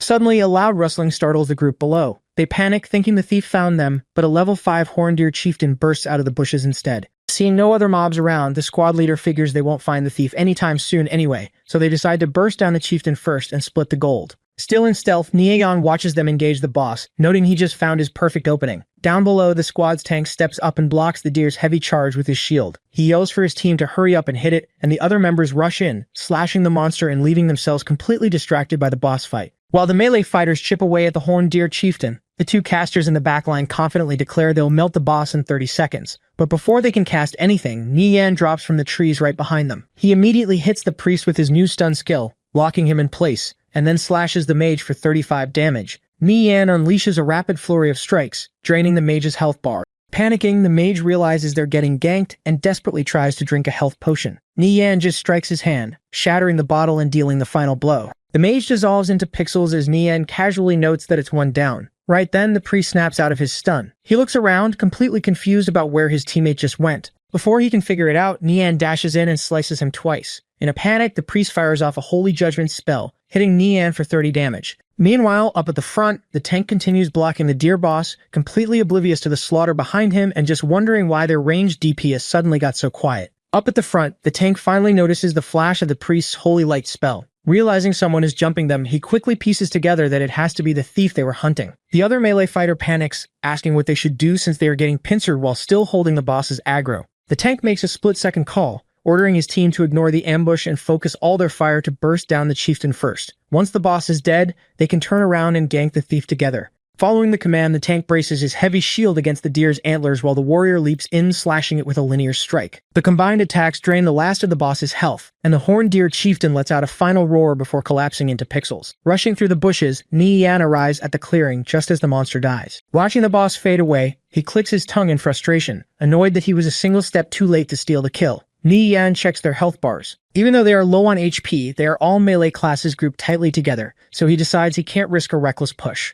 The tank warns his teammates that they've already lost 5 guys to this thief, but reassures them that the guild's main backup force will be there any second. Stepping out from the trees, Nian taunts them. He asks if they are seriously too scared to push a 3-on-1 fight, and tells them if they are just going to sit there, he is leaving. The tank yells back that they aren't stupid enough to fall for his bait. He knows Nian just wants them to split up so he can pick them off one by one, firmly stating that as long as they stick together, the thief can't touch them. Hearing this, Nian realizes they are just stalling for time. Not wanting to fight a whole guild, he casually waves goodbye, telling them they'll play again some other time, and turns to dash off. Seeing him bail, the tank curses and yells to pin him down just as their backup finally rushes onto the scene. The reinforcements arrive, but Nian is already gone. Frustrated that they lost him, the guild members order everyone to fan out and search the entire area, determined not to let him escape. Meanwhile, Nian is already far away, safely running in stealth. He smirks, noting that he knows this map better than anyone and they will never catch him. He decides to let the guild run around in circles while he heads off to check on Tang Yao. Down in a dark cave, Tang Yao messages Nian his exact coordinates. He explains that he hid inside a level 5 rock spider cave, knowing the Radiant Sacred Flame players would never expect him to hide in a high-level mob area. Nian drops out of stealth inside the cave right next to Tang Yao. Surprised, Tang Yao asks how he managed to get past the PKers outside. Nian casually replies that he obviously just used his stealth skill. He then hands over the Fire Chaser set and tells his buddy to equip it. Tang Yao is touched, realizing Nian specifically looted the gear from Dian Kang just for him. Tang Yao puts on the red robes and checks his stats, completely amazed that his magic damage just spiked to 50. Nian notes that with this kind of DPS, they can easily take on high difficulty quests. He tells Tang Yao to follow his lead as they head deeper into the dark cave, remembering from his past life that there's a silver chest hidden inside. He figures that with Tang Yao's new firepower, they have more than enough damage to clear the area. As Ni-Yan dashes forward, he tells Tang Yao they need to clear out the rock spiders at the choke point first to reach the chest. He fires his crossbow to pull a level 5 rock spider's aggro. Tang Yao immediately follows up, casting arcane flames and blasting the spider for 35 damage. Tang Yao is completely blown away, realizing this is the true power of the fire chaser's set since he's hitting that hard against a monster 2 levels higher than him. Ni-Yan jumps in and hits the spider with Assassinate for 26 damage, telling Tang Yao not to just stand there and to back him up. Fired up, Tang Yao eagerly unleashes more fire spells to finish the monster off. Tang Yao calls his buddy insane, amazed that they are actually farming mobs 2 levels above them. Ni-Yan just tells him to keep up the pace. They push forward, clearing out the rest of the rock spiders with ease until they find a silver chest sitting in a beam of light at the back of the cave. Tang Yao asks how Ni-Yan knew it was there, and Ni-Yan casually claims he spotted it on his way over. Tang Yao gets frustrated, realizing that neither of them has the lock-picking skill to open it. Ni-Yan tells him to relax, explaining that the game developers are generous and the key is usually a monster hiding right next to the chest. Right on cue, a giant level 5 rock spider chieftain bursts out from the ground. Tang Yao panics and asks what the plan is. Ni-Yan simply says they are going to nuke it. He leaps forward to engage the boss, ordering Tang Yao to stay at least 20 yards back. He warns him to use the choke points and not to kite the boss too far, or else he'll aggro the other spiders in the cave. Tang Yao agrees, falling back and blasting the chieftain with an arcane fireball. The spell hits for 18 damage. Noticing the numbers, Ni-Yan smiles, realizing fire spells have a massive damage multiplier against this boss and knowing they Ni-Yan dashes at the rock spider chieftain, telling Tang Yao he'll handle the crowd control while leaving the heavy damage to him. He hits the boss with a stun, dealing a quick 10 damage, and yells for his buddy to take the shot. Tang Yao immediately blasts the stunned spider with an arcane fireball for 20 damage, but the boss quickly snaps out of the crowd control. Ni-Yan warns Tang Yao just as the massive spider lunges. He recklessly trades blows with Ni-Yan, slamming him for a heavy 78 damage. Falling back, Ni-Yan quickly uses his combat bandage to heal up. Seeing the boss going berserk, he yells at Tang Yao to fall back, keep moving, and watch out for ground spikes. Tang Yao dodges just in time as a massive, sharp rock bursts from the cave floor right where he was standing. Sweating, he realizes he would have been a shish kebab if Ni-Yan hadn't warned him. Ni-Yan tells him he'll hold the aggro and to keep the DPS coming. Tang Yao takes a second to chug a minor mana potion. Now back to full mana, he gets completely fired up, readying another massive fire spell to send the boss straight to hell. Tang Yao launches an arcane fireball, blasting the spider for 25 damage. Right as the fire hits, Ni-Yan leaps down from above and drives his dagger straight into the boss's head with a vital strike. The hit deals 30 damage and finally kills the chieftain. Completely exhausted, Tang Yao drops to the cave floor, amazed they actually took down a boss 2 levels above them and hyping himself up as a badass. Meanwhile, Ni-Yan glows with a blue aura as he levels up. Checking the loot, Ni-Yan finds a block skill book, a silver key, and a meteor fall skill book. He hands the meteor fall book to Tang Yao, explaining it's a massive area of effect new perfect for farming mobs. Tang Yao is stoked. Ni-Yan casually mentions it's solid, though it still falls short of high-level stuff like sanctuary or draconic magic. Confused, Tang Yao asks what he is talking about, but Ni-Yan just brushes it off, telling him we'll find out eventually. With the area clear, Ni-Yan tells his buddy it's time to crack open the chest. They walk over to the silver chest at the back of the cave. Ni-Yan inserts his new silver key, unlocking the chest and dropping the key's durability down to 2. The lid pops open, revealing a glowing purple ring inside. It's the Silk Spinner's ring. Ni-Yan checks the system window,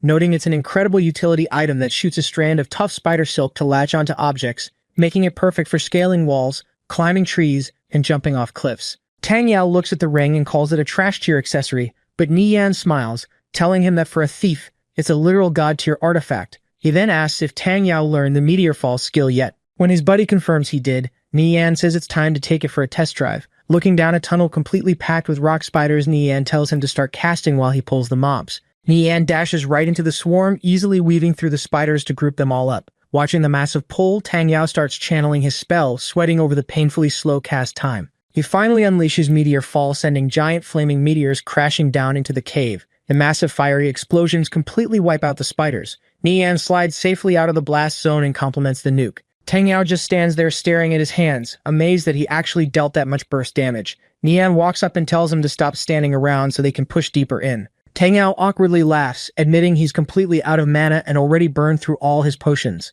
Ni-Yan mentally kicks himself, remembering that casting Meteor Fall at their current level completely drains a player's mana pool.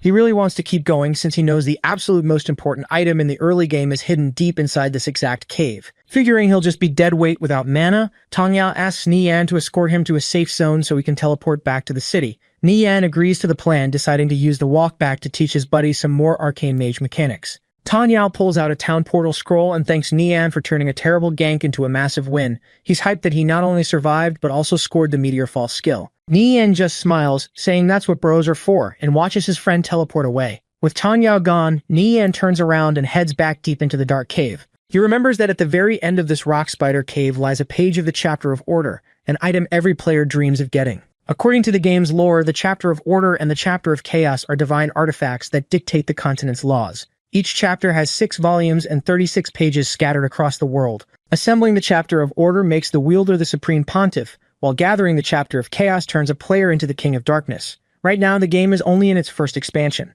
The first volume of the Chapter of Order consists of 6 pages. Goodness, justice, courage, wisdom, fairness, and freedom. These pages give reality-breaking power, instantly rocketing anyone who finds one straight to the top of the leaderboards. In his past life, the guildmasters of the top 3 super guilds relied entirely on the Chapters of Order to build their massive empires and become living myths. But this time around, Nian is the only person in the entire game who knows exactly where these pages are hidden. Armed with this knowledge, he walks deeper into the cave, determined to forge his own myth in this life. Nian thinks back to the top players from his past life who wielded pages from the Chapter of Order. He remembers Soaring Angel using the Chapter of Justice to wipe out a 100-man raid all by himself. He recalls a holy mage named First Emperor Killer using the Chapter of Courage to instantly purify 300 necromancers, and a berserker named Half-Awake Fox using the Chapter of Wisdom to become completely unstoppable in guild wars. Knowing that the Chapter of Courage is buried right here in this cave gets his blood boiling. Dropping further down, he hears running water. Up ahead, 3 massive rock spider chieftains are completely blocking the narrow path.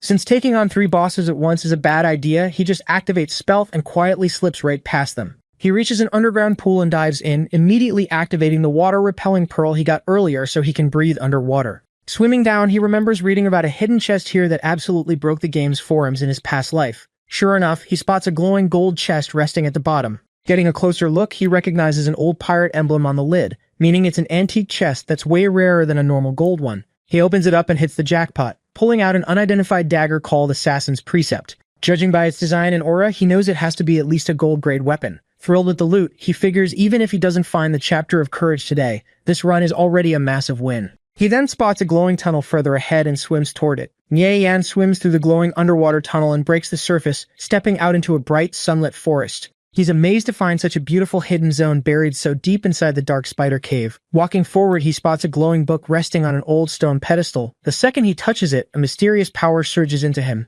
The system announces he just discovered a chronological history book, instantly teaching him 3 ancient languages and granting him the co-rule chronological index. But the real prize is the book itself. The system confirms it is the Chapter of Courage, a legendary item fragment from the Chapter of Order. He checks the stats and is completely blown away. Passively, it grants him extra stat and skill points every 5 levels. It also gives him super insight to scan enemy stats and identify equipment, along with an overpowered skill called Divine Arbitration that grants total magic immunity and a massive health shield. Seeing these broken abilities, he finally understands how top players in his past life easily soloed entire armies. He reminds himself to be extremely careful from now on, until he gathers all 6 chapters to bind the book to his soul. Dying means this legendary item is a guaranteed drop. Suddenly, a thought hits him. An item this powerful should definitely have a massive boss guarding it. Just as he wonders if he really got to loot it for free, the ground violently shakes. Massive rock spikes erupt from the earth all around him. He quickly realizes that picking up the chapter triggered the Guardian's aggro. Looking back, he sees the pool he came from is completely blocked off by the spikes.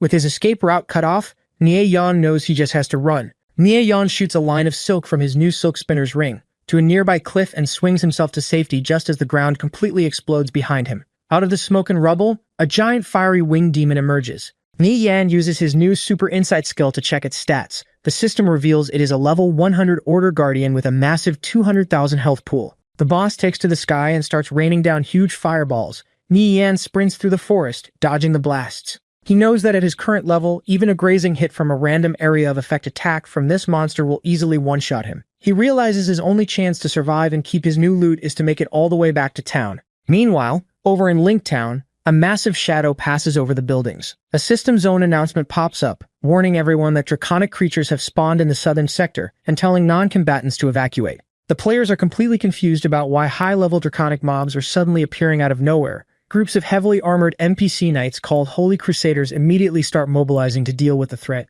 Back in the woods, Nie Yan keeps running toward the safety of the town. He glances over his shoulder and sees the fiery Order Guardian flying right behind him, easily keeping up the chase. Realizing he still has the boss's aggro, Yan pops another scroll of swiftness for a speed boost. He uses his new silk spinner's ring to shoot a strand of silk into the trees, swinging himself forward to cover more ground. The Order Guardian unleashes a massive beam of fire that obliterates the earth right behind him. Yan barely dodges the direct hit, but still takes some burn damage from the searing heat. Sweating, he pushes through the pain and tells himself to hold on just a little longer. He shoots another web to launch himself further toward the town. Just as the massive demon charges up a giant fireball to finish him off, a glowing arrow suddenly shoots out of nowhere and strikes the boss right in the face. Relieved, Yan realizes the city guards are finally stepping in to help. Back at the town walls, an elite NPC named Warlord Nizod stands with his bow drawn, backed by a massive army of heavily armored Holy Crusaders. A soldier reports that their defensive line is holding and awaits his command. Nizod coldly orders his knights to bring judgment down on the mindless draconic beasts.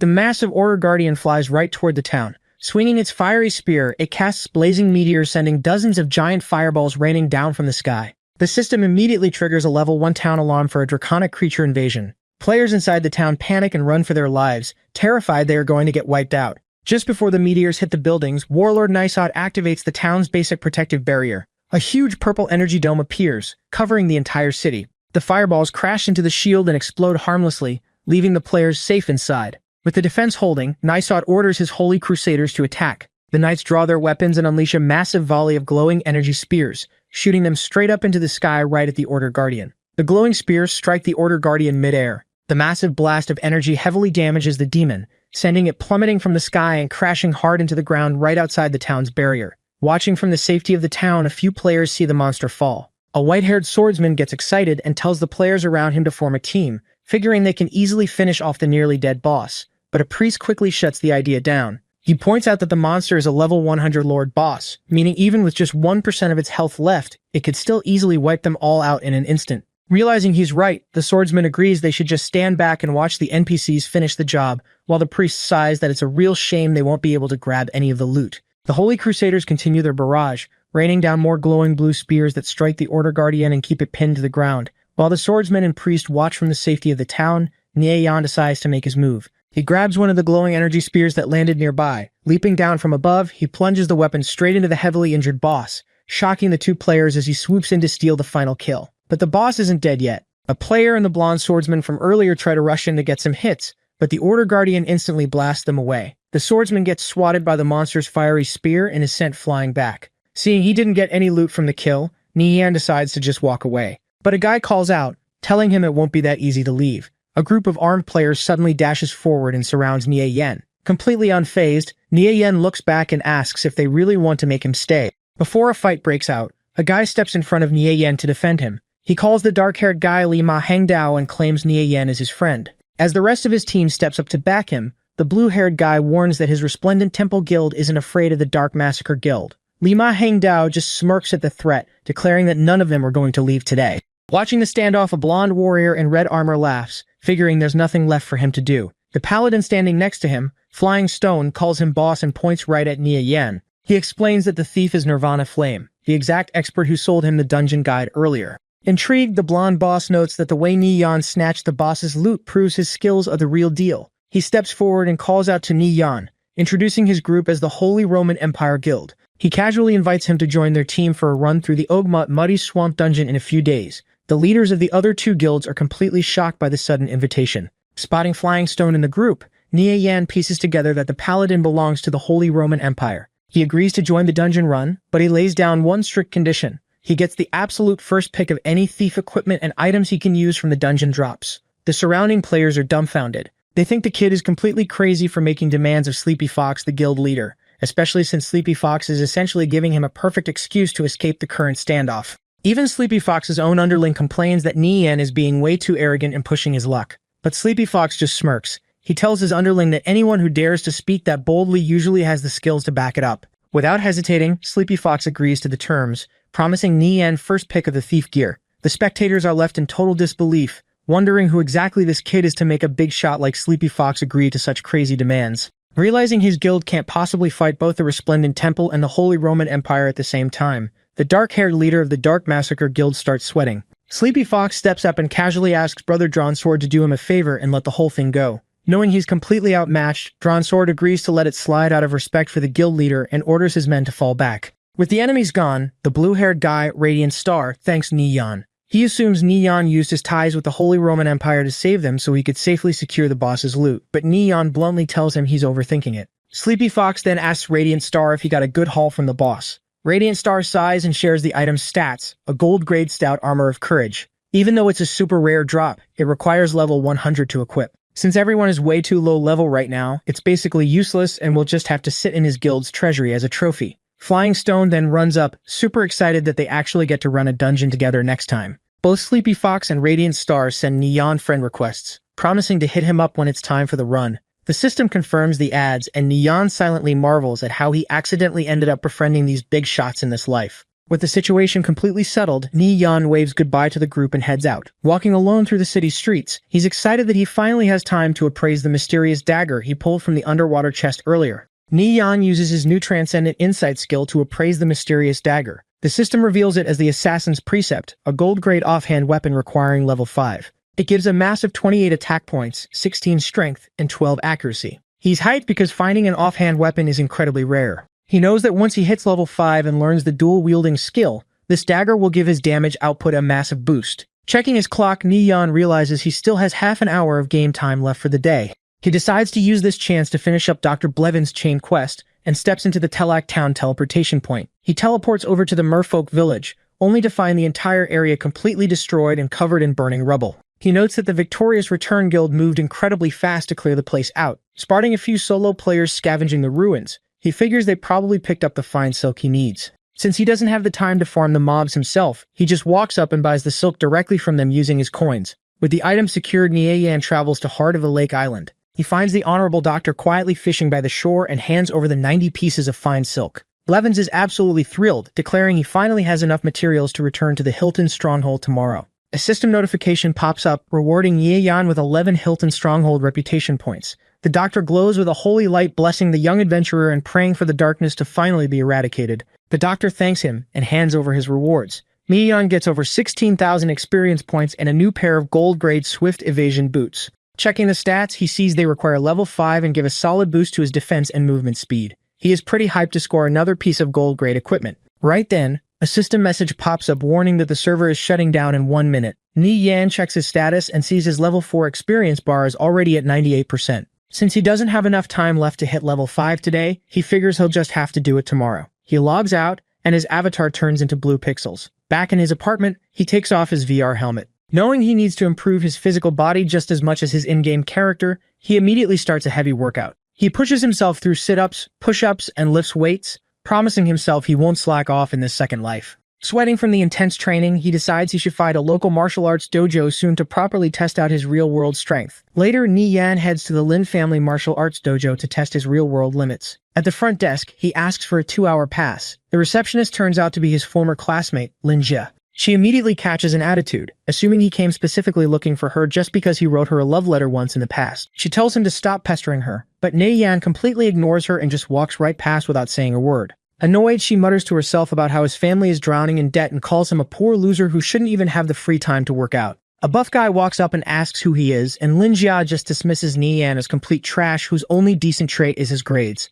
Ignoring the background drama, Nieyan steps up to a pull force testing machine. He grabs the cable and yanks it hard, hitting 162 kilograms. Wiping his sweat, he notes that while it's nowhere near his peak strength from his past life, it's still a pretty solid start for his current, younger body. Next, he moves over to the weight-bearing machine, squatting down and pressing up a solid 155 kilograms. Across the gym, the buff guy keeps watching Nieyan. Lin Jia asks what he's looking at, brushing off her former classmate as just a skinny monkey. Right then, Nieyan winds up and throws a heavy punch at the testing machine. The loud impact echoes through the whole dojo, leaving both Lin Jia and the buff guy completely shocked by how hard he hit it. After finishing his workout, Nieyan heads back to the front desk. Lin Jia completely changes her tune. Acting super sweet, she calls him Brother Nie, covers his 2-hour fee, and hands him a card with 26,000 for breaking the dojo's record. Nieyan takes the card and thanks her, surprised by the extra cash. Lin Jia then leans in and flirts, telling him she's free tonight and offering to treat him to a drink at a club. Without hesitating, Nieyan just tells her he isn't interested and walks right out the door,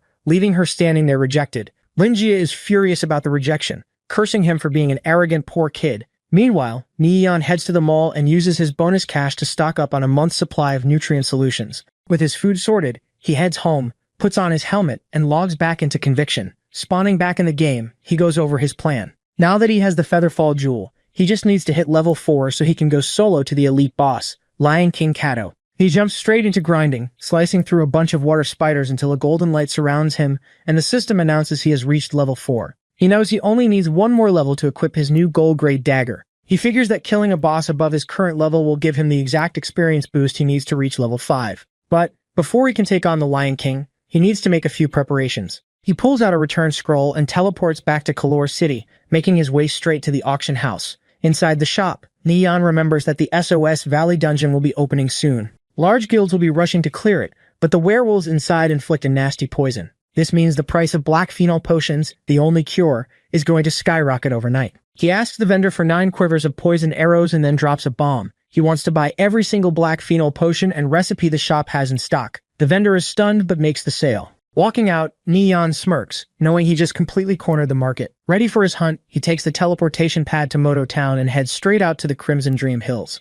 Looking down from a high ridge, he finally spots his target, Lion King Kato, a level 7 elite monster with a massive 6,000 health pool. He notes the beast makes his old wild buffalo boss look like a joke. He scales the steep cliff face right above the boss to find a perfect angle. Finding his spot, he leaps backward off the sheer drop. Mid-air, he activates his Featherfall Jewel, making his body fall as light as a feather. As he floats down, he fires a strand of web from his silk spinner's ring, latching onto a sturdy tree branch sticking out of the cliffside. Thanks to the jewel's weight reduction, the silk doesn't snap under his weight. Standing completely out of the boss's reach, he loads his crossbow with the new poisoned arrows and gets ready to start the raid. Down below on the plains, a squad from the Unrivaled Guild is busy farming regular lions. Their level 6 shield warrior, Resplendent Bladelight, tells the team they should grind for another 2 hours to get enough lion felts. He flexes that they just got a super rare lion shield, though he wishes the lion armor dropped too. His mage teammate Guokao points out the armor only has a 0.1% drop rate. Bladelight just laughs, bragging that if he gets it, his defense will be invincible, which annoys another team member who thinks he's just showing off. Suddenly, Bladelight looks up at the sheer cliff face and is shocked to spot a player hanging from a small tree branch high above them. Up in his glitch spot, Neon takes aim and fires his crossbow. 3 poison arrows shoot down and strike Lion King Kato. The massive elite boss roars in anger as the poison status takes effect, but it can't reach the thief at all. The Unrivaled members watch in total awe. While Guokao is confused about why someone would face a monster with just a hand crossbow, another member points out how genius the spot is since the player can grind without taking a single point of damage. Bladelight quickly analyzes the setup. He recognizes the player used the silk spinner's ring, but notes that falling from that height should have definitely snapped the thread. He deduces the guy must also have a super rare item that reduces his own body weight. Realizing you can't just buy that kind of gear combination with money, Bladelight wonders exactly who this expert is. Guokao just stares, jealous of the completely safe grinding spot, but he shudders to think what kind of terrifying monster forced the player to use such extreme mechanics in the first place. Down below, one of the Unrivaled Guild members gets greedy and suggests stealing the elite kill. But before they can make a move, the ground starts violently shaking. The Lion King's roar just summoned its entire pride. Seeing a massive stampede of lions charging right at them, Bladelight panics and orders his squad to immediately split up and retreat. Up on his branch, Neon is completely untouched by the chaos. He specifically chose this glitch spot because the boss doesn't have a single ranged attack to hit him with. He just keeps firing, letting the continuous poison damage steadily chip away at the monster's health. He calculates that the massive 800% experience bonus from killing an elite boss this far above his level should push him straight to level 5 in one go. 30 minutes later, the Lion King's health drops to 20%, and the boss furiously roars as it enters a berserk state. Knowing the monster is on its last legs, Neon unleashes another volley of bolts. The arrows strike true, finally draining the last of its health and dropping the beast. With the raid over, Neon activates his Featherfall Jewel and floats safely down to the grass. He notes his strategy was completely flawless, as his high vantage point avoided the aggro of the summoned Lion Pride entirely. The boss's body dissolves into golden light, dropping its loot on the ground. Eager to see his rewards, Neon rushes over to quickly appraise the equipment. Neon uses his new Super Insight skill to check the boss loot. He finds a gold-grade Lion King shield and a gold-grade Black Blood cloak. He's thrilled because the cloak is exactly what he needs. Right then, the system officially announces his kill and he levels up to 5. This is a huge milestone because hitting level 5 means he can finally use the dual-wielding skill. He immediately equips his new setup, his horn dagger in his main hand, the gold assassin's precept in his offhand, his gold boots, and the Black Blood cloak. Feeling a massive boost to his movement speed, he notes he can now freely explore any monster zone level 7 and under. Suddenly, the ground starts shaking. Just as he expected, the Lion Pride finally spotted him. Neon activates his stealth skill and sprints away. As he dashes through the tall grass, he realizes he's about to crash into someone. He bumps right into a player, dropping out of stealth. He looks up and is shocked to see resplendent Blade Light, the shield warrior from earlier. Nian remembers him clearly from his past life, knowing the guy eventually becomes one of the top 3 shield warriors on the entire server. Before they can say much, a massive pack of lions charges in, cutting off their escape routes from both the front and back. Seeing they are completely trapped, Blade Light tells Nian they definitely can't break out on their own and offers to team up to fight their way out together. Nian agrees without hesitation. Blade Light lets out a loud battle cry and steps forward, raising his heavy shield to tank the front line of the charging beasts. Blade Light asks Nian if he has the stun skill so they can carve a path out together. Nian agrees and leaves the front line to him. Blade Light activates Intimidate to stop a charging lion, while Nian uses Stun to lock down a beast on his end. Blade Light follows up with a hamstring slash to cripple another lion. With the path clear, they quickly break through the gap and sprint away from the massive lion pride. As they escape into the safety of the woods, Nian notes how perfectly Blade Light kept up with his rhythm. The tank's solid defense allowed him to focus entirely on his DPS with complete peace of mind, proving exactly why Blade Light was ranked as a top 3 shield warrior in his past life. Catching their breath, Blade Light thanks him for helping break the siege. He officially introduces himself and promises to return the favor if Nian ever needs help in the future. Shaking his hand, Nian remembers Blade Light's tragic backstory.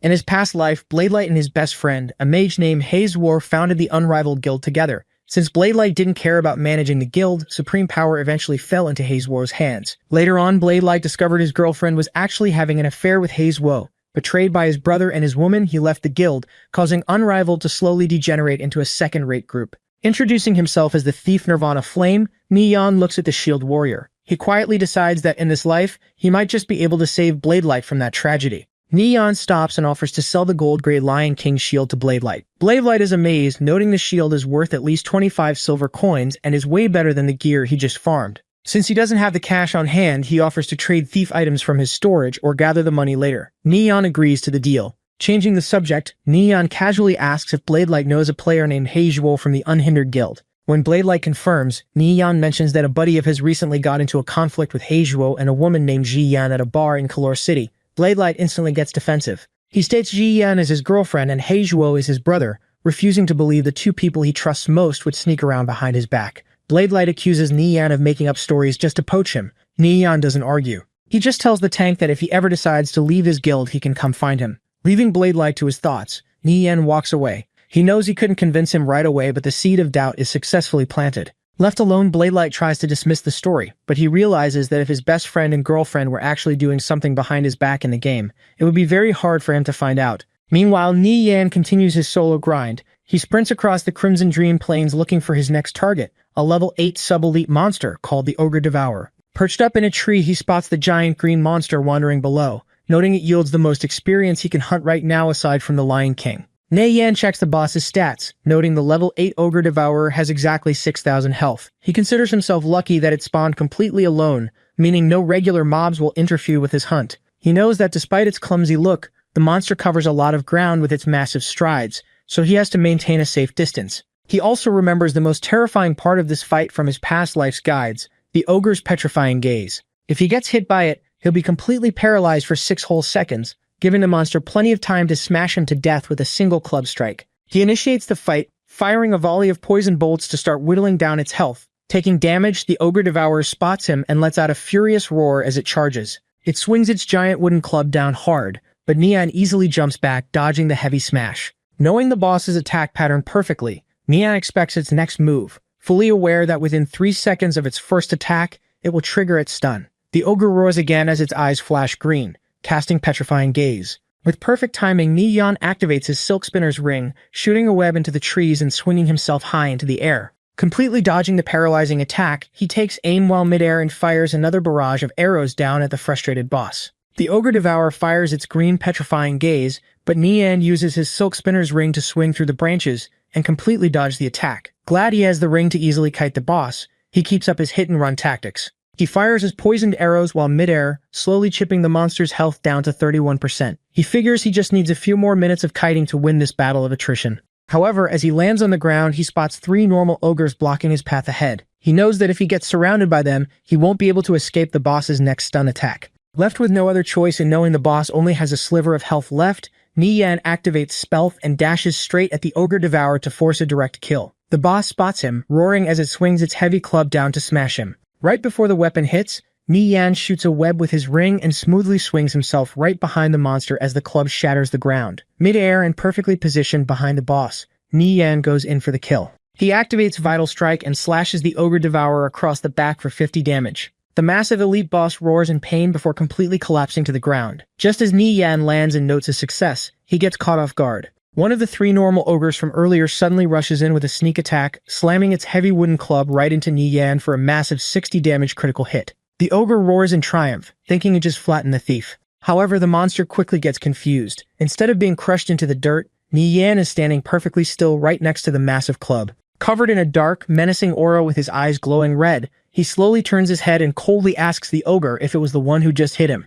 Ni Yan easily dispatches the rest of the ogres, leaving their bodies scattered across the grass. Checking his status, he notes that killing monsters above his level is giving him a massive experience boost, pushing his EXP bar all the way to 74%. The high-level grind also yields an insane drop rate. He checks his new loot and finds a gold-grade Moonlight Ritual Staff and a gold-grade crossbow of Bloodshed. He's thrilled with the repeating crossbow, especially since it comes with a 10% armor penetration bonus and a triple shot effect. He equips it immediately and decides to toss the staff and his old swapped-out gear into the auction house for some extra cash. Arriving at the Carol City auction house, he hands his items over to the NPC vendor to consign. While he's there, he also tells the vendor to give him every single black phenol potion material they have in stock. Walking through the bustling player market, he hears a guy shouting about selling advanced potion materials and a thief's rapid retreat skill book. The skill catches Ni Yan's attention, and he walks over to check it out. Approaching the seller, Ni Yan quickly sizes him up. He notices the guy is wearing Lightwalker robes and holding a Wind of the Falling Moon staff. He mentally notes that for a solo player to have that kind of equipment, his strength must be pretty impressive.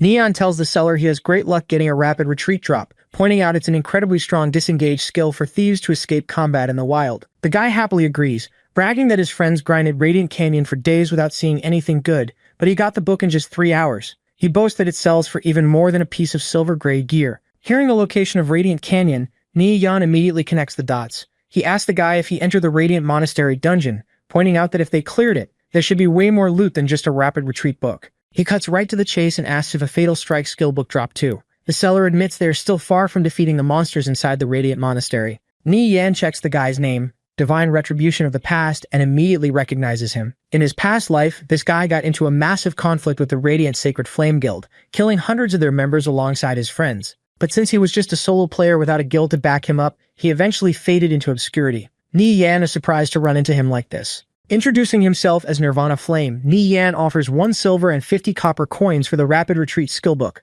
Divine Retribution notices Ni Yan's high-tier gear, specifically calling out his Black Blood cloak, and realizes he's dealing with a real expert. He refuses the extra 50 copper, insisting that just 1 silver coin is a fair price. They officially introduce themselves and add each other as friends. Ni Yan casually mentions he might put a team together and suggests they could run a dungeon in the future. Divine Retribution excitedly agrees, saying his group was just worrying about not having enough players to form a full party. Ni Yan then points to the large pile of herbs on the table and asks about them. Divine Retribution explains that out of his 5-man group, 3 of them learned the gathering skill just to earn some extra money through secondary professions. He points over to the nearby Pharmacist Association, mentioning they need to sell the herbs to them. Over at the Pharmacist Association, a loud argument breaks out. An armored guy yells that the potion brewing failure isn't his fault this time. A guy in a tan tunic snaps back, asking whose fault it is then. The armored guy defends himself, claiming someone tampered with the setup while he wasn't looking. The armored guy isn't having it and violently slaps the guy in the tunic, scattering his herbs across the floor. He yells that their guild leader gave him tons of materials and he just wasted them all, losing their initial investment. He brutally kicks the guy while he's down,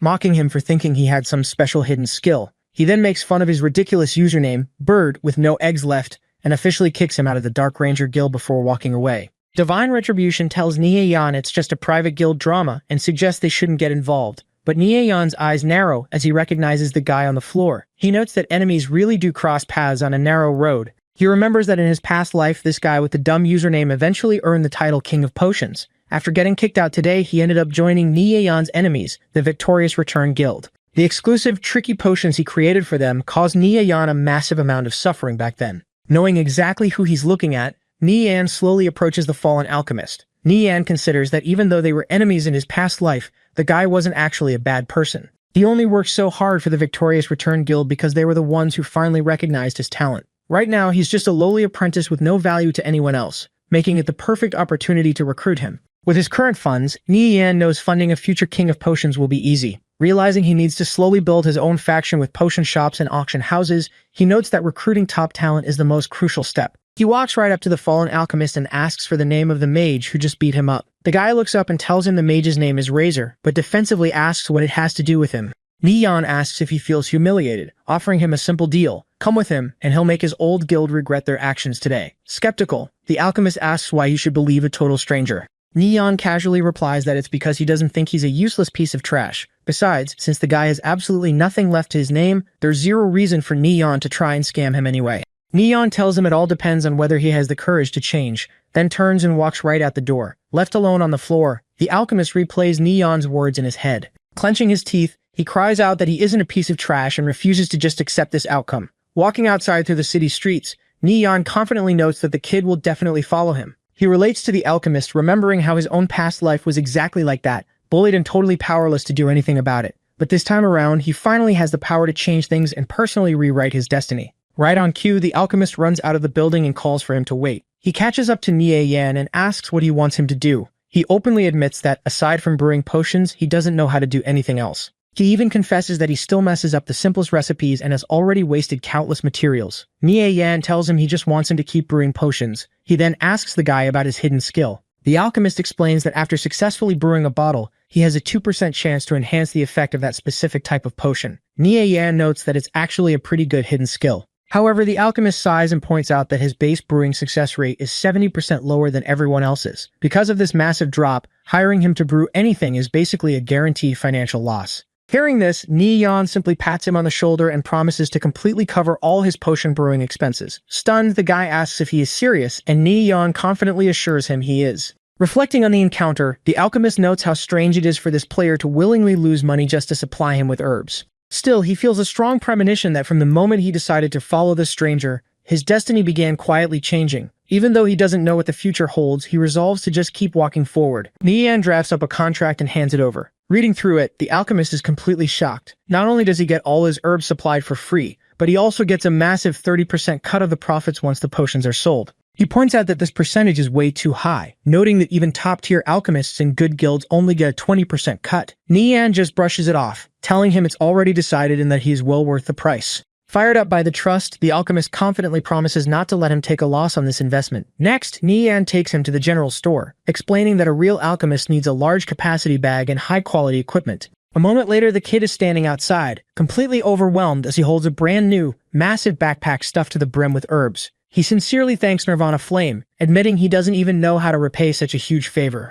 Neon casually tells him to stop being so cheesy, adding that he obviously has his own motives. He just tells the kid to go brew some potions because he's counting on him to make them a fortune. Calling him boss, the alchemist eagerly runs off to start brewing. Watching him go, Neon thinks to himself that in this life, he'll raise the kid into a Grandmaster Alchemist. He refuses to be trampled by those massive financial groups ever again, knowing he needs to build his own team to fight back. With the alchemist officially his first recruit, he decides it's time to get back to his own business. He sets his sights on the ruins of the ancient city of Sogo. He remembers that aside from the chapter of order, there's another god-tier artifact perfectly suited for thieves, a legendary pair of boots called Sogo's Shadow. The combat boots were split into 3 fragments scattered across the Viridian Empire, and a player has to gather all 3 to restore the item to its original legendary form. Stepping onto the dark, muddy ground, a system notification pops up confirming he has discovered the Natlan Marshes. Looking out over the gloomy swamp, Nie Yan smiles. He knows that in his past life, the fragments of Sogo's Shadow were taken away early on, but this time around, he's determined to make sure this divine artifact belongs solely to him.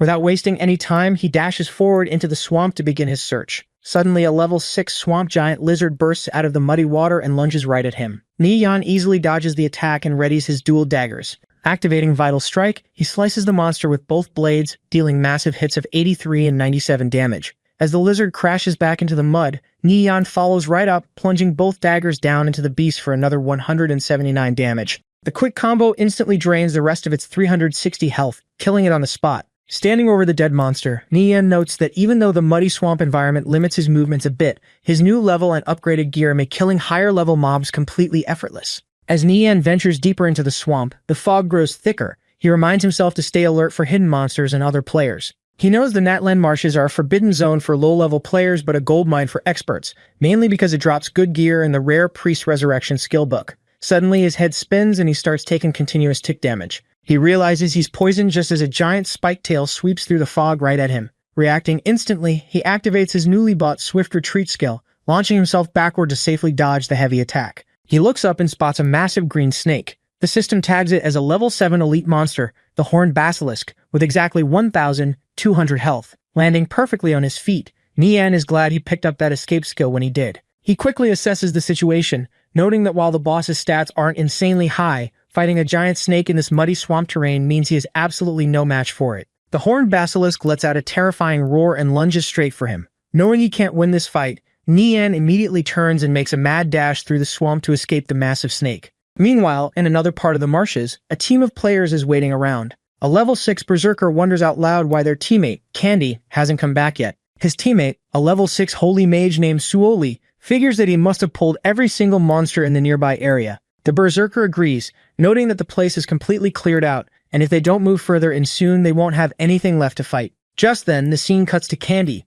a level 5 thief. He is sprinting for his life through the mist, blowing a whistle as he frantically kites a massive pack of angry swamp giant lizards right back toward his group. Seeing the swarm of lizards approaching, the berserker orders Suyan to prepare her magic. He charges right into the pack, spinning his heavy red sword to slice through the monsters with a whirlwind slash. Right on cue, Suyan drops a massive lightning spell called Roaring Thunderburst, blasting the lizards for 360 damage. Candy easily finishes off a surviving lizard by stabbing it right in the eye for 100 damage. Landing on the ground among the dead monsters, the thief clicks his tongue and complains about how boring it is that they die so quickly. The berserker notes that they've basically cleared out the entire area. He tells the team to take a quick breather to recover their stats before they move to a new grinding spot. Still running through the swamp, Nian spots the party through the fog. He immediately notices their high-end gear and figures they're a pretty strong team. At the same time, the berserker spots him too, noting that any thief exploring this dangerous zone solo must be seriously skilled. Candy, however, just smiles, thrilled to finally have some real entertainment. Declaring Yi Yen as his prey, the enemy thief activates stealth and vanishes into the mist. Feeling the sudden hostility, Ni Yan is confused about why these random players are directing killing intent at him when he hasn't even done anything to provoke them. But he doesn't have much time to figure it out as the berserker charges straight at him, ready for a fight. Seeing the berserker charging, Ni Yan smirks. If they want to pick a fight, he decides they can't blame him for passing off his aggro. The berserker swings his heavy red sword, but Ni Yan just leaps right over him, easily dodging the attack. Right then, a loud hissing sound echoes through the fog. The berserker stops, completely confused by the noise, just as the massive horned basilisk bursts out of the mist right in front of him. Staring up at the giant snake, the berserker panics, realizing he just got baited straight into the path of an elite boss. The massive snake slams into the berserker, sending him skidding backward across the mud. Realizing the trap, the berserker yells for his team to watch out, warning them that Nian is trying to lure the boss right to them. Suddenly, a lightning spell strikes Nian, dealing a heavy 67 damage. The system notifies him that a player named Suchi attacked him, giving him 30 minutes of legitimate defense time without penalty. Taking the hit, Nian notes that these players aren't simple if they can dish out that much damage. Right then, the enemy thief, Candy, drops out of stealth to backstab him. But Nian's reflexes are too fast. He spots the ambush, instantly spins around and hits Candy with a stun skill, completely shutting down the attack. Knocked back and shocked that he was spotted, Candy realizes Nian's reaction speed is insanely fast. Shooting a web into the trees to quickly swing away to safety, Nian lands and realizes these players are true masters. Knowing he can't fight them all head-on, he decides to rely on the basilisk's power to do the heavy lifting. The giant snake completely shifts its aggro and lunges right at the berserker. The tank barely blocks the massive fangs with his sword, loudly cursing Nian for dumping the boss on them. Struggling against the monster, the berserker tells his team to watch out and orders Candy to go intercept the rogue thief. Candy smirks, promises to handle it, and vanishes into stealth. Up in the trees, Nian activates his own stealth skill and fades into the shadows. The enemy mage spots him disappearing and frantically warns her team not to let him get close. In safely in the fog, Nian uses his combat bandage to quietly heal his health back up. He figures this team is actually strong enough that they might be able to grind the basilisk to death. Knowing they are on high alert looking for his position, he decides to just stay put and let the boss stall them for a while. Down on the ground, the basilisk unleashes a massive breath of green poison gas. The berserker takes a direct hit and starts taking continuous 30-point ticks of damage. Panicking, he yells for his healer, Shi Yan, to quickly cast a spell. Watching from the shadows, Nian patiently bides his time, knowing his perfect opportunity to strike will be the exact moment their healer drops their guard to make a move. Shi Yan raises his glowing staff to cast the cleanse. Seeing the perfect opening, Nian leaps from the shadows and lunges straight for the priest. But out of nowhere, Candy yells for Shiyan to drop the dispel and cast Illuminate instead. The enemy thief suddenly jumps in and perfectly blocks Nian's strike with his own dagger. Candy smirks, happy that his guess was right on the money. A system message warns Nian that his stealth has failed. The Illuminate spell hits him, covering his body in a bright glowing aura. Knowing his cover is blown, Nian instantly activates Rapid Retreat, launching himself backward to create distance. He realizes the Glimmer Mark will completely reveal his position for the next 2 minutes. Annoyed that his sneak attack failed for the first time since being reborn, he decides to fall back and dashes away into the fog. Shi-Yan thanks Candy for the save, asking how he found the hidden thief. Candy casually replies that he just guessed. Still struggling against the giant snake, the berserker yells for them to come help him. Since the basilisk's health is almost empty and Nian is temporarily marked, the team figures the thief won't dare get close again. They turn their attention back to the boss, determined to finish it off first. The team unloads on the horned basilisk, blasting it with lightning spells and dropping its health down to just a tiny sliver. Watching from a high rock, Nian knows the boss is on its last legs and is about to make a run for it. Right on cue, the giant snake spews a massive cloud of green poison gas to block the team, turns around and quickly slithers away into the fog. The enemy team panics, yelling for everyone to chase it down before it escapes. Seeing the boss heading in his direction, Nian smirks, thrilled that his luck is so good today. He realizes he has the perfect chance to intercept and finish off the low-health basilisk before the rest of the team can catch up. Leaping down from the rocks, he dashes through the swamp and easily catches up right behind the fleeing monster. Nian fires his crossbow, hitting the fleeing basilisk with 3 quick bolts.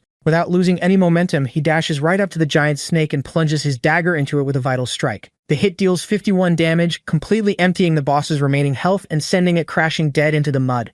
Just as the monster falls, the enemy team bursts through the fog, having frantically followed the boss's trail. They spot Nian standing over the fresh carcass and immediately realize what just happened. One of the players furiously curses, noticing that the thief just snatched a dropped skill book right out from under them. Enraged, the squad leader orders his team to intercept him while the mage quickly charges up another lightning spell. But Nian has no intention of sticking around for a fight. Having successfully stolen their elite kill and the best loot, he just flashes them a smug wave and mockingly thanks the group for doing all the hard work grinding the monster for him. Leaping away from the lightning blast, Nian lands safely on the ground. He checks the skill book he snatched from the enemy team and is thrilled to see his luck is this good. It's the basic resurrection skill book. The system details that it's a priceless spell for lawful good priests, allowing them to revive a fallen teammate after combat with a 10-second chant time.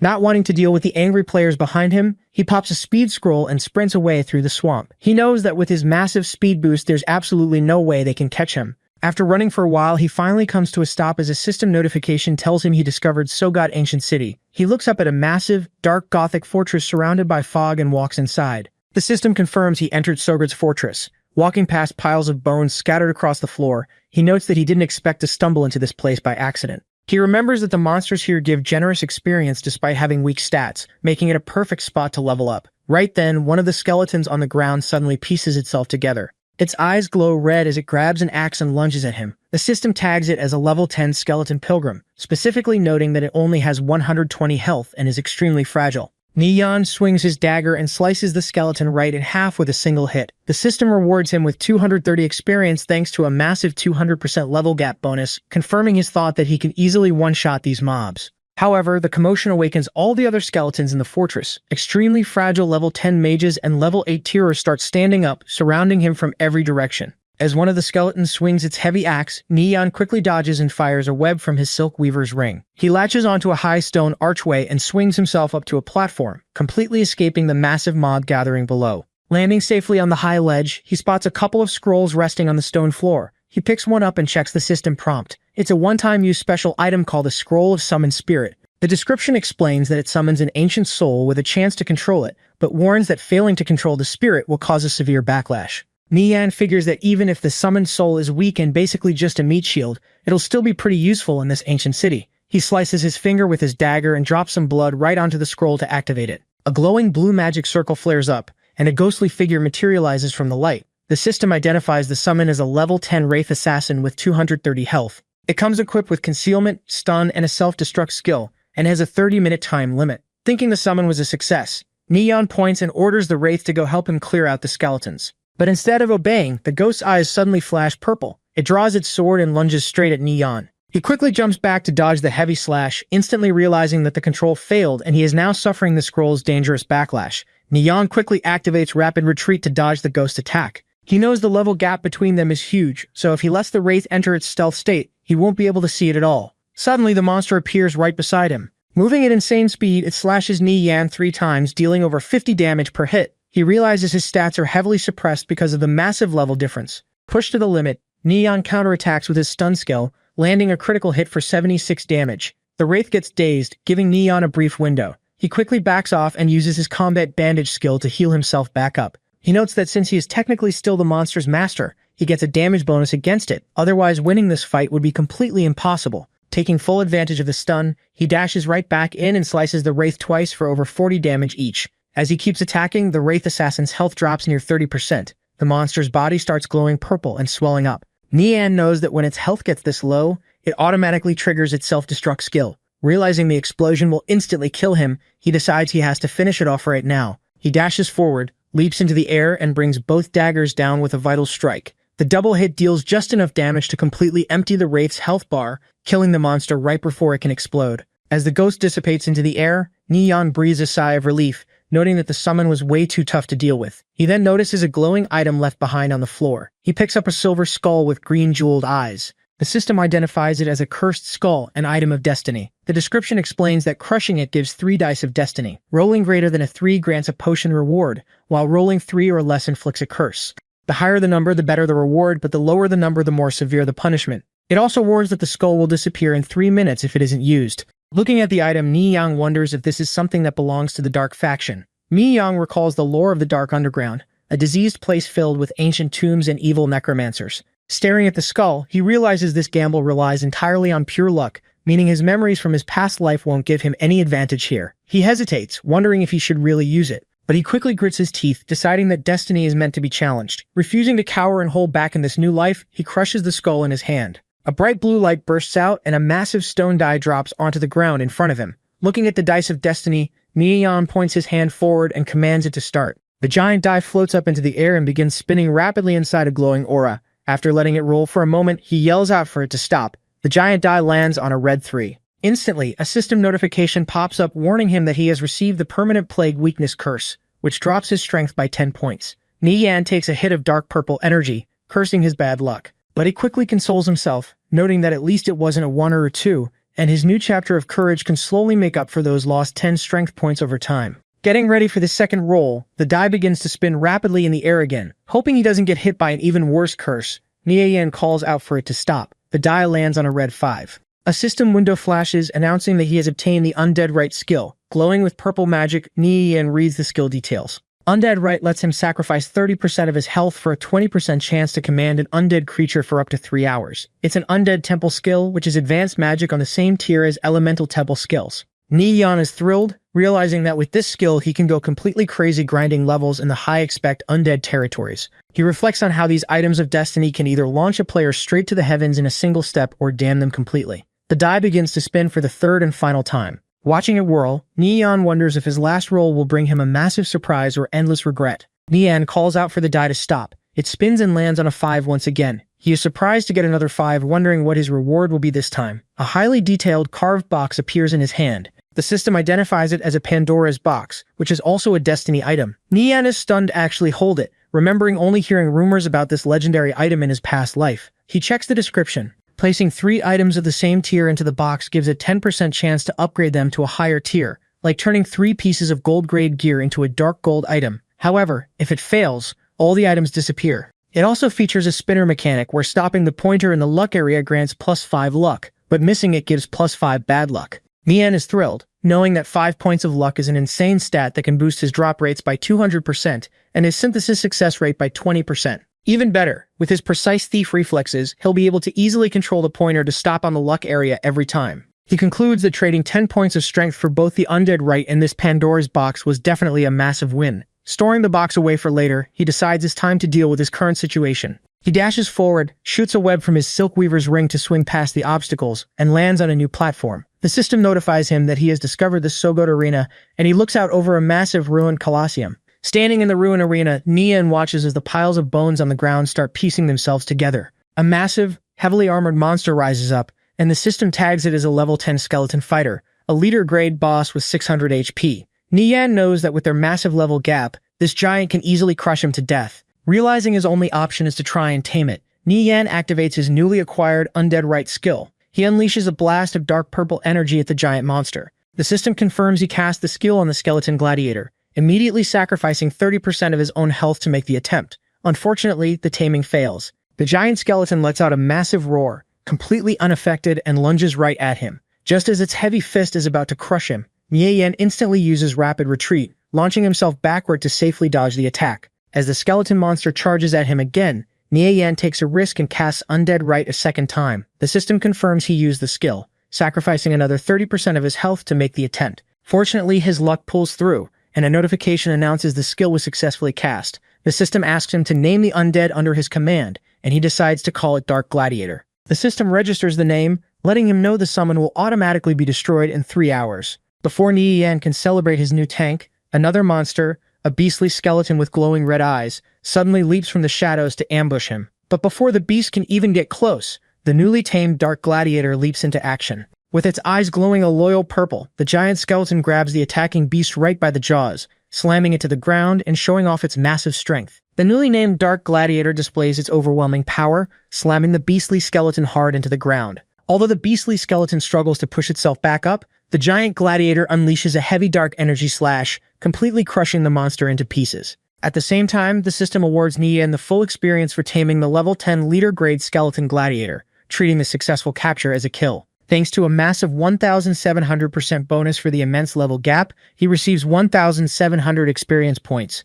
A bright golden light surrounds him as he instantly levels up to level 6. Nieyan is highly pleased with the result, noting that the huge cross-level bonus from a level 10 boss was more than enough to shoot his character straight to level 6. Looking at the floor, Nieyan picks up a piece of gold-grade gear dropped by the boss, the Gladiator Spaulders. It requires level 10 and gives a massive 57 defense, 13 strength, and 17 tenacity. He's pleased, noting that it will sell for a lot of cash. He also notes that the top player on the leaderboard is only level 8, meaning he is rapidly closing the gap. The giant Dark Gladiator kneels before him in a show of loyalty. Nieyan praises his new servant, realizing that with this powerful summon protecting him, he can basically do whatever he wants in the Sogo ancient city. He orders the Dark Gladiator to follow him as they head deeper into the ruins. Deep in the castle hallways, Nieyan spots more skeleton mobs patrolling. He considers this perfect timing, planning to use some health potions so he can safely cast Undead Right to tame even more skeletons. He hopes to find the fragments of the legendary Shadow of Sogo boots right here in one go. Meanwhile, another party of level 6 players is struggling in a different part of the ruins.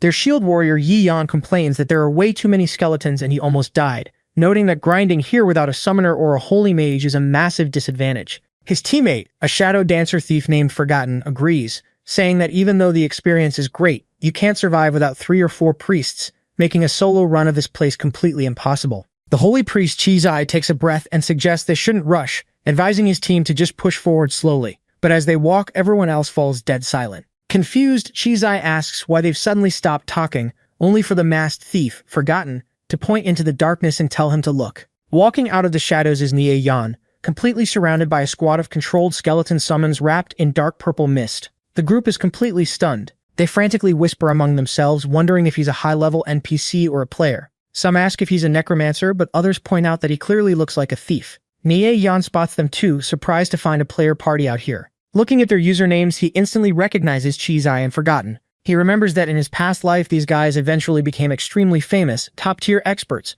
which explains why they're already farming in a high-level area like this. Meanwhile, Chizai is sweating as he grips his staff. He is in disbelief that a solo thief is actually running this dangerous ancient city all by himself. He nervously warns his team that if this guy orders his skeleton squad to charge at them, their entire party will probably get completely wiped out in seconds. As Nieyan walks closer, flanked by his giant skeleton summons, he thinks to himself that no matter how powerful these guys were in his past life, in this life, they can only look up to him. Seeing him approach, the team starts to panic, but Chizai tells everyone to stay calm, since the thief might not actually attack them. True to his thought, Nieyan simply walks right past their group and disappears further into the ruins. Once he is out of sight, the team collapses in relief. The warrior and the elven girl are completely shaken, noting that Nieyan's presence gave off a terrifying sense of oppression that was worse than facing an actual skeleton leader. Forgotten is also in total disbelief. As a fellow thief, he can't comprehend how someone is actually able to solo run the Sogat ancient city. He then mentions to Chizai that he managed to catch the thief's username, which appeared to be Nirvana Flame. Upon hearing the name, Chizai's eyes widened in absolute shock. He grabs his teammate, frantically asking him to repeat what he just said, completely stunned to realize they just crossed paths with the famous Nirvana Flame.